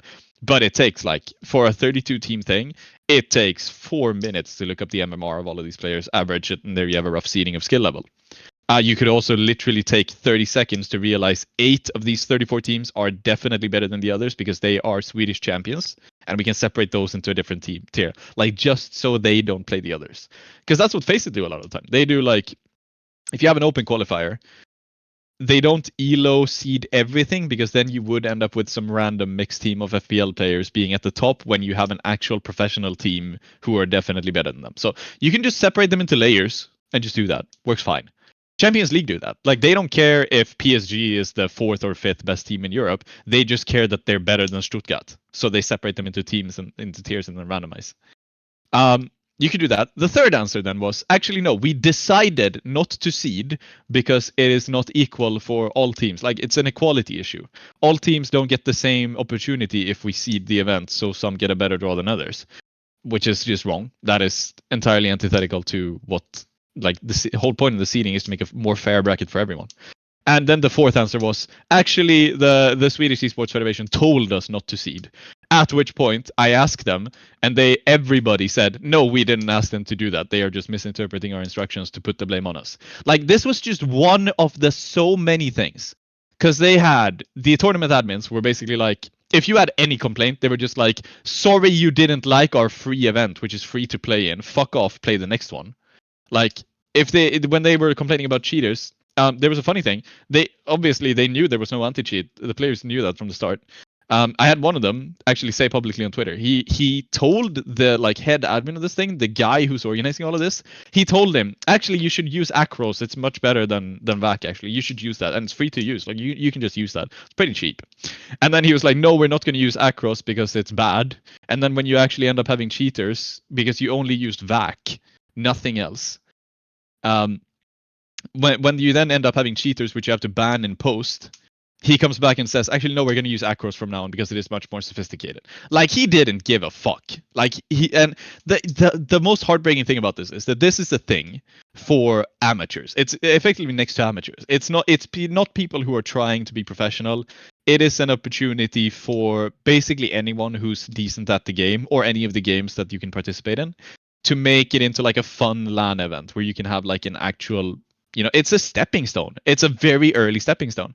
And that's so fucking important. Especially in the way our Swedish ecosystem works. That's so fucking important. The most heartbreaking thing is all of the criticism which has come their way, the Swedish Esports Federation have obviously been very accommodating. They were like, we're sorry, we're gonna do everything internally to make sure that this is gonna work out better in the upcoming ones. It's our mistake we hired these guys. That's what basically their view. And like we fucked up, we're gonna do better. The view of Publiclir, which is effectively just one guy. His nick is Broiler. I'm just gonna call him the fuck out. His name is Daniel. His nickname is Broiler. I talked to him for an hour in Jönköping at DreamHack. He was a really cool guy. But what really made me lose respect for him is that he has not once said anything about we're sorry that things didn't work out, we're going to do better. He has always just been like, actually, we didn't fuck up at all and it's all the players' fault for complaining. That's been his view the entire fucking time, which is so sad for an amateur event where like kids play to get a chance of like being at a bigger thing. And he's just like, actually, it's your fucking fault. Like, that's, yeah, I'm just pissed at that. Anyway, the whole drama, I said, this was talked about a lot in private. I talked to a lot of the people involved. Eventually, I realized, I mean, it's newsworthy that this event didn't use an anti-cheat. So I put an article out, and I mentioned a lot of the Rocket League things. And like, we did our due diligence. I had good sourcing. And this guy comes back crying about the fact that we wrote a bunch of stuff that was false. We didn't. And then I told him, here's my sources. Your admins have literally said this. And then he got kind of quiet, and we corrected like one or two things. At first, I thought there was no anti-cheat. Turns out there was VAC. They wanted us to correct it to that. Like, it was VAC, and no, we didn't have no anti-cheat. We had VAC, which is, you know, for a tournament admin not to realize that VAC is effectively equivalent to no anti-cheat. That is just sad. So yeah, I mean, I'm pissed at them for all of this, and it became kind of a big deal for me this weekend. But yeah, it's been. Like, they might watch this. They might fucking watch this, and they're probably absolutely boiling right now, wanting to type up a very mean Twitter DM to me. Just accept responsibility that you fucked up. That's like, if you did that, I mean, it wouldn't be fine. But I mean, honestly, if that was your response to my article, I would have shut the fuck up about this, and I would have respected that, and I would have been fine to do that. At this point, with the way this has been handled in post as well, I hope Publiclir never hosts an event again. I hope they disappear from the scene entirely. They, like, the people who work here have no space in esports if they're going to act like this. So accept responsibility. Don't act like an asshole to the players who are participating, and to the teams of players who are participating. And just accept responsibility of the fuck up. Do it publicly. Put a tweet out. Like, put a fucking tweet out. You haven't said shit. Like, your admins are in like the Esports Federation Discord. They haven't said anything. They responded to some of the criticism with like bullshit explanations that didn't actually mean anything and didn't actually answer the questions that people had. And then they just went completely quiet. Not a single fucking peep. And that's just like, Jesus Christ. Like, it's not that deep. It's a grassroots event. You can literally just say, sorry, you fucked up. We're going to do better. And then do better. But no, their entire thing is like, no, we don't care. Like, we are too lazy to fix this issue. So yeah, this has just made me extremely pissed. The one fuck up I did is I didn't ask them for a comment directly when I published, and I can concede that was a big mistake I did. I should have definitely asked them for comment. But they have since commented, and I've published a correction on the points where I actually made mistakes. And I also asked them, like, they talked to my boss. Like, they came and talked to my boss instead of me, and my boss told them, like, I'm not working today. You should talk to the guy who wrote the article. And they never did. I haven't heard a peep from them. It's like they didn't want to deal with the issue. They just wanted to, like, you know, be pissed at someone. Like, it was just a knee-jerk reaction because they got pissed. If you wanted to have an actual dialogue, and, like, if you think things actually went wrong, talk to me, because I did the work. I have the sources. But yeah, nobody's talked to me, and I think they should. So yeah. All right. Yeah, there's a big rant. Yeah, big maybe rant, maybe I burned a bridge or two here. I don't give a fuck because I don't want to work with these guys. So yeah. I mean, yeah, I remember the Publiclir as apparently, in my head it's been Publiclir this entire time. But yeah, Publiclir. I remember them being a team very long ago, like a Swedish mix that was, you know, dog shit, but like, it was a thing that I spotted. Pronex was there, Downey was there, Quicks was there. Yes, exactly. Electro was there, Jazar, HS, Fates, a couple of players. Nothing has been corrected, but thank you for listing off those names. Memorable names. Yeah, it's not shit. It's not absolutely nobody, but yeah, carry on. I didn't say nobody, I said shit. So, yeah, running a CS event without an external anti-cheat is just come on. Like, it's day laughable. One shit. Like, it's day one shit. Like, you just do. It is like, how do you excuse that? How do you excuse that? There is no excuse. I mean, you don't, but some people are special. Right? The funniest thing, I just have to add this on. The people who cheated in 2 of the events, they got banned in the first one, just came back with new accounts. They put up a compilation on YouTube of their games where they cheated, like just because they didn't do it to like win. They knew they would get found out and banned. They did it just to fuck around. And they used free cheats that you could just download off I the found internet. the video. Because, It's literally called yeah. Publiclir Yellow Cup versus Free Cheats. Yeah, it's a 4-minute compilation. Like some of the clips, it's a bit sus. Like it's not like blatant spin botting, but like they basically put together all of the sus clips. I think it is the same people. I don't think it's like a third party who's put together 2 different teams. I'm pretty like I think the way it's insinuating it's like because this Veins guy's put out a lot of videos where like he trolls streamers in esportal games by spin botting. This guy cheats for a living, I suppose, or cheats for entertainment. It's the same guys. They used free fucking sheets. They didn't have to bring the top shelf stuff. Because that's another thing. Like, oh, you can just bypass acros as well with other cheats. Yeah, but it's a bigger investment. You have to pay, and you have to make sure you set up. Like, it's a very different thing. VAC allows you to use clips. Oh my god. VAC allows you to use free fucking cheats off of GitHub and make it happen. So yeah. What a fucking joke. What a fucking joke. Yeah, but all right. Let's move on to our next topics. We still have the Eternal Shuffle to go. And that's I mean, we're going to try and zoom it, but we have to get into it. The Eternal Shuffle today begins with TSM. So I tweeted about this when it happened, because obviously it's a big deal to me. TSM have cut Altex and have brought in Syra, formerly of Mouse NXT. Big upgrade in terms of potential, I think, because we've seen Altex for a while now. He's not progressed into the player we hoped he would. And even when he started on this team, we saw some stuff, some flashes when they won their first cup. We thought maybe he was the guy, but the team has slowly fallen off a cliff in terms of 80% of the individuals. The one who hasn't, that 20% is Zyphon, and he's played like 2 players, essentially. He's doing so much work, keeping them somewhat notable. But hopefully, yeah, the reason I like this change, the reason I tweeted about it is like, maybe this will be a shot in the arm, get things to, improve. Like, because Valde, Nico, Acor, all of their levels have gone down. The team play around, like behind Zyphon, essentially, as the entry guy, as the openings guy, has been poor. Hopefully this is a shot in the arm, a kick up the backside, a baseball bat to the head, and they notice that, hey, things have been going pretty poor. We could be cut any moment if we don't step up a little bit. Yeah, I think it's a good move. Syra's a good player. I'm not sure. I think I don't know about role-wise. You probably had to cut Altex, and I think he has been underperforming. I also do still kind of remember and like latch on to those flashes maybe a little bit because I know he's a good player. I hope he's gonna land on his feet in another team. I wonder if he's maybe an option for a Sashi or something like that. Maybe.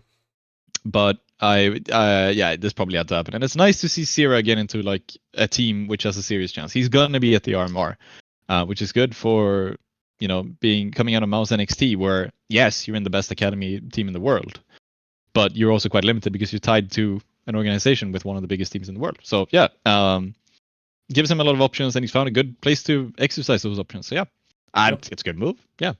Yeah, he's a young guy. It might take some time to get rolling or take some time to redevelop even further, but hey, if he can just maintain his level from NXT, that'll be plenty.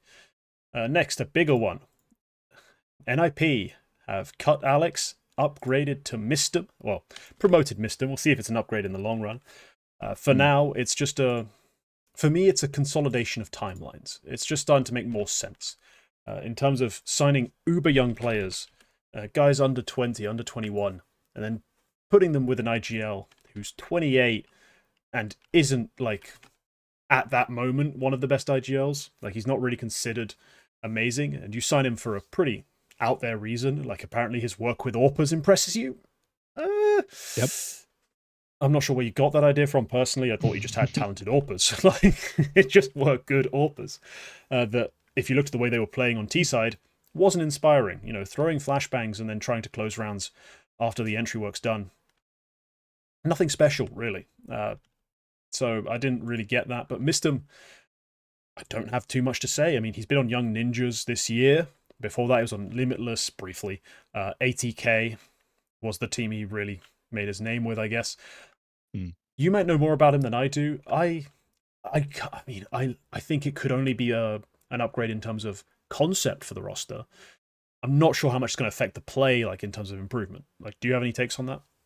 No, I think if you watched some demos of both Young Ninjas under Mistem and NIP when we eventually see them under Mistem, I think maybe you would have better takes than I have. I think Mistem, he's very young, but he's very tenured. He wasn't calling for all of this time, but he was on ATK for like 4 years. I don't think he was calling the whole time. Because they had some other players who are definitely in-game leaders as well. He's 22, and I think the Young Ninjas form the form that Young Ninjas showed under him as soon as they got a stable roster. Because remember, there was like 3 months when they had Blue Phoenix up in the May team, and they had X-Casper Sky having to fly out to EPL, and then Maxter was like on the academy team, but then he got promoted. Yep. For as long as they've had one lineup, which is the Blue Phoenix, Mistem, Jokeb Silence team, Young Ninjas have been pretty impressive. I think they've played some good games. They beat TSM. We spoke highly of TSM just a minute ago. Earlier this month, they just beat TSM in a pretty solid win. They beat Xiphon. They beat Xiphon. Yeah. I mean, roster. the funny thing, which my editor-in-chief said on Twitter, is that at least now they have an IGL who knows how to beat Amcal. Because they did it twice. They did it like the same week that NIP had their big, horrible loss against Amcal. I like the move. I like the move into Mistem. I could have given Alex more time because honestly, like, he was given a year, but let's remember that just 4 months ago they had a coach change and put in 3 entirely new players. I wouldn't say, like, the time he had before Exist came in, I would not say that is him getting time. For all intents and purposes, I think he got 4 months to work with his team, which is, it's a fine amount of time. I mean, maybe I could have given him one or two more months, but with the RMR looming, I think this is a good timing for the change. I don't think you want to stick with Alex. I mean, they obviously know more internally as well. They have probably seen some reason as to why Alex is not working out as well. It's probably not just like a knee jerk as to like something is not working out, let's make change. It's probably more like, you're bad at this particular thing, Mistem is better, something like that. And they also move necessarily the Mistem is better part is true. It's just, they wanted to cut him. Well, Mistem is right there for once. Maybe use your academy again, and they did. They've also brought up Spray XD as the assistant coach, who replaces Slap. I mean, okay, so Spray XD and Mistem, they're kind of like the JT and TC of this, because they have been together for a long time, and they've done a good job on both ATK and Young Ninjas. They sort of follow each other along, and they're going to keep doing that since he's now with NIP, the main team. But there's an interesting thing with how they cut Slap, which is basically Slap had no idea about this was happening, and they just took him out just because they wanted to put Spray XD in. And I think Threat was like, yeah, we're going to keep him on a contract and we're going to try to find a new position for him in the team.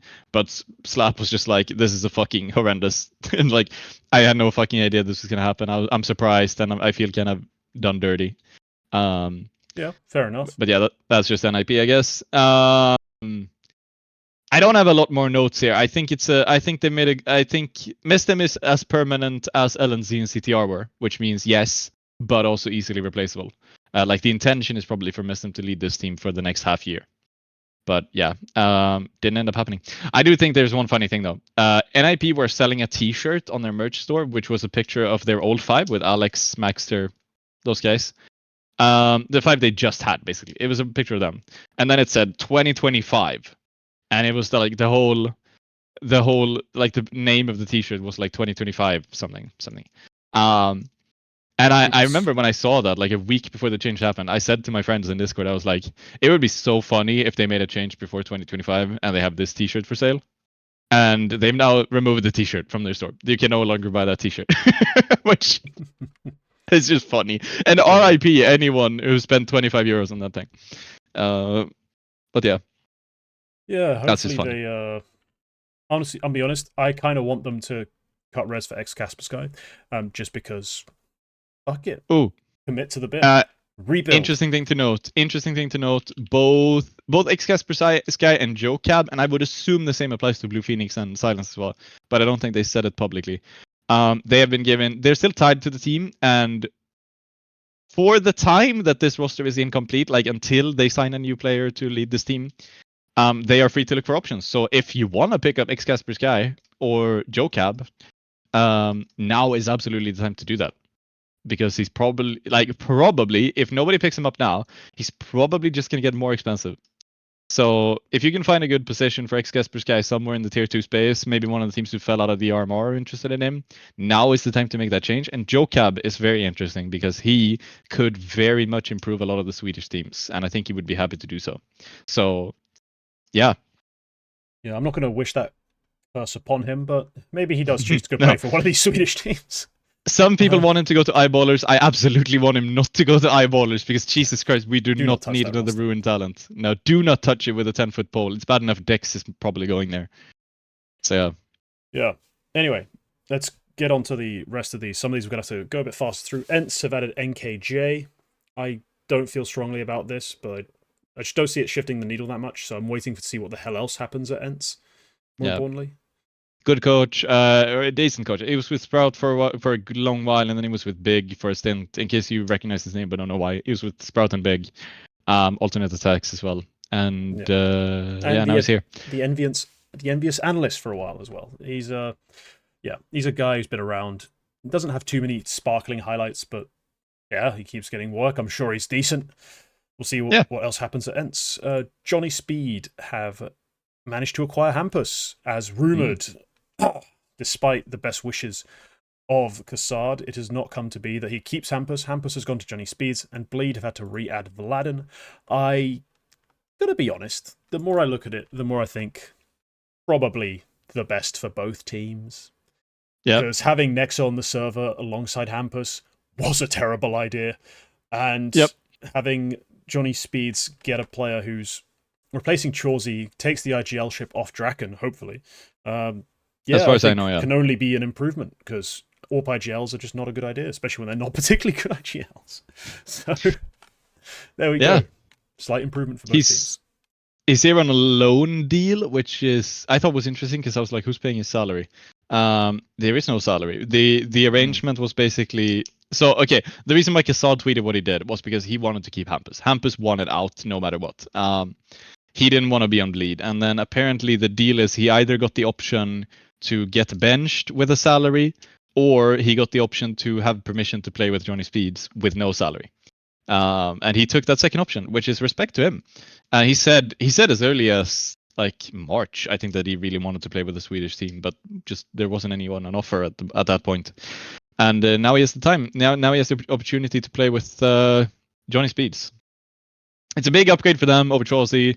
At the same time as it adds another buyout next to Rolf for whoever wants to end up signing Johnny Speeds, it also it makes the team more attractive. Like, on paper, pound for pound, these 5 players, if you wanted to sign this team, you'd probably go for it. Like, this is probably the better one. Next to having Lekro or Chauzy, Hampus is still like a player which I think some orgs would be interested in signing.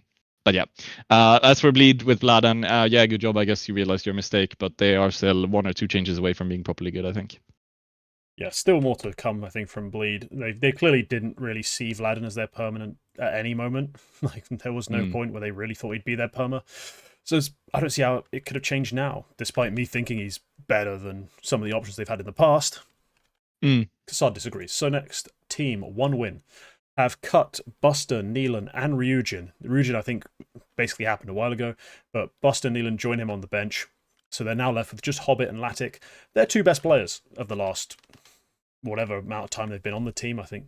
It's not all of them particularly long. Yeah, Hobbit only 2 months. But these are players who I think still have some value. Hobbit and Latic.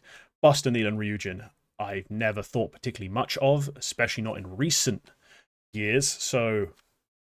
not too bothered if I'm 1 win about having to cut them. Finding replacements is going to be interesting. I will be monitoring who they pick up, because the Russian scene is pretty fascinating, but also pretty loaded with talent. So maybe if they've got that betting money, they can go buy out some Spirit Academy kids. Maybe they, take it another way, buy out some players from the plethora of like tier 2 Russian squads that are always a bit of a threat. Maybe, they start salvaging pieces from teams like Gun 5 or...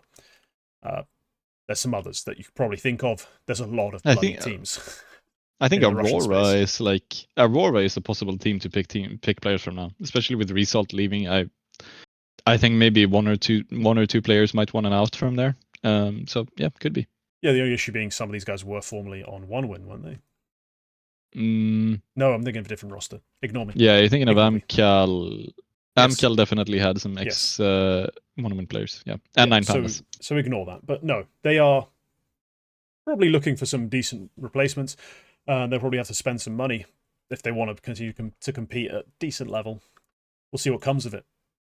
Finally, Mouse and XT are testing a full 5 players from what has been rumored, although they still currently have 2 players listed who I'd say you'd probably want to keep on an academy in PR and Bermilov. So I'm curious to see how that actually ends up working out. But yes, the one name that stood out to you especially was Bisova, someone I have zero knowledge of because it's some deep pull from the Swedish scene. But you seem to have some insight. Yeah, they're testing Beast Over and a bunch of guys, a bunch of kids who I have no idea. I hardly hear of them. Beast Over has been playing op IGL for a mix called Showmakers. Not even mix. They've played together for a long time. Like I think they're about a year into the game, like as a team. Almost a year anyway. They rarely show up in HLTV. They don't have org support. None of their players have been picked up for better teams later on. And yeah, I mean, I thought it was interesting because Beastover is a very good player. I think he definitely would have had a spot on some of the better Swedish teams if it wasn't for the fact that I've heard he's a cunt. And the reason why we put this rumor in, it's a Gromov rumor. Gromov is usually reliable, but that is mostly because he posts leaks that he spots in practice groups. Like this team has been practicing together in scrims. So yeah. From what I've heard, it's kind of like a Timberman situation that people just don't like them because they're just dicks to other people. Like anytime they play each other in pugs, they're like, yeah, he was just a big cunt, and yeah, like this wasn't fun. That sort of deal. I don't know if that's true. I've never played with him, which I should say that I shouldn't just call this guy cunt without a credible source. But that's what I hear from people who do play with him and against him. That whole roster is just like. I've heard stuff like they tilt really hard and like they rage and like they get really pissed at other people as well. They sometimes trolls, I guess, like this kind of thing, and that's not something which gets you hired in the scene. But honestly, if he has a second chance here and he doesn't fuck that up, then good job. And that's gonna be interesting. He's an op IGL, I believe, for showmakers, but I think that's also been a bit fluid. They are effectively just a face-it mix, I think. A mix of good players who like playing it together. Yeah, they picked up an Icelandic kid as well, which is, I mean, I always like seeing funny flags on HLTV, so that's nice. And supposedly, I've also seen him float around in some mixes, and yeah, let's see what happens with these guys. Yeah, I'll be curious. I mean, we've seen a little bit of one of the players in the actual main team. That was Zelex. He played like one series, and I watched the first map of that series where he played half decent. Then the next 2 apparently went horribly, but I wasn't watching, so not sure what to think about him yet. We'll see what comes of it. The team has been playing with Tobiz standing in, the coach, so can't really draw too many conclusions from the games they played. So curious to see what happens. I wonder if they actually keep on Bermilov and PR because those guys are pretty fucking good. I wouldn't be so quick to dismiss them. So that's the Eternal Shuffle for this week. And we wrap up the show, as we always do, with our prospects of the week. Graphics incoming. Not this week, but shortly I will start working on actual show graphics for this segment as well, because I think it could do with something. Some zest, some spice. But nice. Let's start off with your pick. Who have you taken for your prospect of the week? I've taken Behind X, who is a Danish player and in-game leader. Coincidentally, the only one on Molotov Gaming who has an HLTV picture, which makes the job good for you for the graphics. He's been around quite a bit. He's been around on a lot of different teams, but I picked him because I've been watching a lot of Molotov. I've been casting their advanced playoff games. They made, honestly, an incredible run, which is not just like, not just because I watched them. They made their HLTV debut. Molotov Gaming is a Belgian organization, very small. They have some stuff. They have done some stuff in Trackmania, but that's like the only other game where they've been decent, and that's a nothing esport. It's a tiny game, but they've they're in CS. They've been in CS for a while. They've floated about with some Swedish teams, but here they are, and they start off their advanced playoff run by beating Passion UA. and that was coming off the impressive. back. Yeah, that was last week, so I could have talked about it then. I think I did. That was coming off the back of a 7-match win streak in the like actual like series, like league play. Like they were basically looking at not being knocked down to main, and then they win 7 games in a row and make playoffs. That was impressive in first place because there's only 24 teams in the playoffs. But they start off by beating Passion UA, and like I guess Jack Asmo wasn't doing too much, but Jambo was playing a big game. Like he was a constant nuisance, and Fear was big as well. So like it's not that they just didn't. Yeah, I mean I guess they didn't show up, but like Molotov beat them outright. Like they did a very good job there. Go on to play Favbet, they lose, they get knocked down. Smash, big. And then, they have a good run. They beat Anonymous, they beat LNG, and they end up beating 500 before losing to Copenhagen Wolves in a very close game. They came back from a deficit on Vertigo and came back to have a pretty big lead. 10-7 and eventually 11-10, but they just couldn't close it. And they lose to Copenhagen Flames, who effectively a dead team. Two of the Berg Magic and Fesser who were playing, Berg Magic and Sense who were playing in that game were cut already, so it was basically a dead team. Unfortunately, I wasn't casting them, and I do feel like I cursed them a bit by not doing it. But yeah, it's been incredibly fun to watch them, and they play in an interesting way. And I've chosen to pick the in-game leader here because they do some things which at least I don't notice so much in other teams. But the most important thing I think is the way they play the way they play a lot in terms of team play, because this is basically 4 Faceit puggers just put together with an in-game leader at the center, and that is behind X, 23 years old, which is a bit old for a prospect, but I'm gonna put him here because for an in-game leader, I think it qualifies. The way they control the map, so to speak, like the way they control the space they have is very thoughtful, and I feel like, and it's noticeable in their retakes, because a lot of the time what they will do in their retakes is group up all the players they have in one position and just take it very simplified, very methodical. Let's just all go through here, clear of the angles one by one, and make sure we can trade. I don't know if that's something they do on purpose. I assume it is, because they make that decision every time. But I mean, like, I don't know if that's the rationale behind it. That's at least the way it looks to me. And they win a lot of retakes on that. They win a lot of rounds. They set up a lot of clutches, which they do eventually win. They had a lot of clutches in these rounds as well. I think there was the game against Anonymous, I think they had 13 clutches in one game. One of them was a pistol round 1v5, by the way, which is hilarious. But yeah, they do that in an interesting way, and that's obviously behind X. There's no coach behind this team, so it's basically all of his work. The second thing they do is they play very disrespectful, and I talked about this in the pre-show. First of all, their players buy sawed-offs, which is hilarious. But that's also something like, oh, you're absolutely rolling them on T side, and then somebody buys a sawed-off and just flies up top banana and gets a frag. How the fuck do you come back from that, just mentality-wise? Like, how does that happen?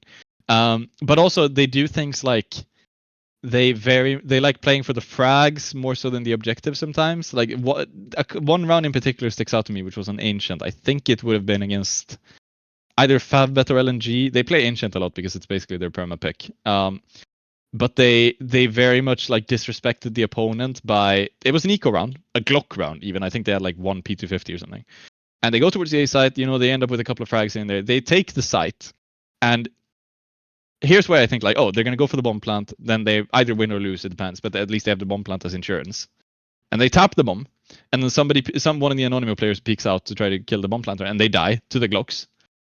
And then, there's a trade here and there, and then another tap, and another player swings out from Anonymous and gets killed, gets caught off guard by the swing. And they end up in a 2 versus 1, where they tap the bomb. They know he's in CT at this point, but they tap the bomb and double swing into CT with Glocks and get the frag. Like, they had so many opportunities to like secure the next round, but they just played for the frags. And it ends up working out. They get the frag, they get the win. And I like that sort of confidence where like you know you can win this round and you go for it. And sometimes it works. It's gonna fail sometimes, but yeah, I like that attitude, and that's an attitude which I think can get you quite far just not that exact move. I think that entire round is the thing, but which I think you lose more than you win. But the attitude of having that sort of feeling and that sort of like disrespect for the opponent, quite frankly, that is something which can get you very far. And I hope this team sticks together. I don't know what's going to happen in the upcoming season. They're looking for invites. If you are a tournament organizer, fucking invite them. If you're like, they should be in an event like European Pro League. They should be in an event like the United 21, that sort of tier, and start to show good stuff and prove themselves. And yeah, so go. I'm looking forward to see what they do. Yeah, I didn't really catch any of their games. I just saw the results and thought, wow, maybe Quack's not just yapping out of his arsehole about this one. Maybe he's got a better read on Danish teams than he does on Swedes. It could be the result. But yeah, IGL, very important on a mess of a team in terms of, like, I've never heard any of these guys, like, coming out of nowhere. They need a strong, like, leader at the front. So yeah, hopefully they can keep it going and get some big invites, as you just stated. Right, my player. I've gone with... Last week it was Spirit Academy. This week it's Navi Junior. I'm taking Makaz. Anyway, Makaze, I think, yeah. Yeah, the Kosovo national, 17 years old, on this roster, banging heads, just straight firepower, entry and opening play, keeping it simple. I was considering some other options. If you listen to the BTS, you might notice that. But I see it as like, you know what? I don't have enough to say about anyone else. I don't really feel that comfortable like assigning playstyles too strongly to these guys because I don't feel like I've watched them enough. Makaze, though, absolute beast. Yeah, there's not much more to say. This Navi Junior team, just a bit like how Spirit Academy play, they're going to win games off the back of these nuts entry players who are right now playing against each other. In a game. It's Spirit Academy versus Navi Junior in the European Pro League Second Division, and it's been a close one, back-to-back maps, essentially going all the way down to the wire, with these two fraggers going toe-to-toe. So yeah, Makaze, little beast you may not have heard of, but definitely one to look out for. Yeah, I've seen him around. Yeah, he's popping about different mixes from Kosovo. Like I said, I like a weird flag on HLTV, so sometimes I notice these teams and I click on their games. But he was popping about different things, and with like Bad News Eagles, obviously having a bit of influence on the way the Kosovo scene is regarded, and also internally, probably how they look at things, like how far a player from Kosovo can get. That's pretty interesting. He's on Navi Junior. He can obviously get quite far. He's also survived a round of cuts, I think.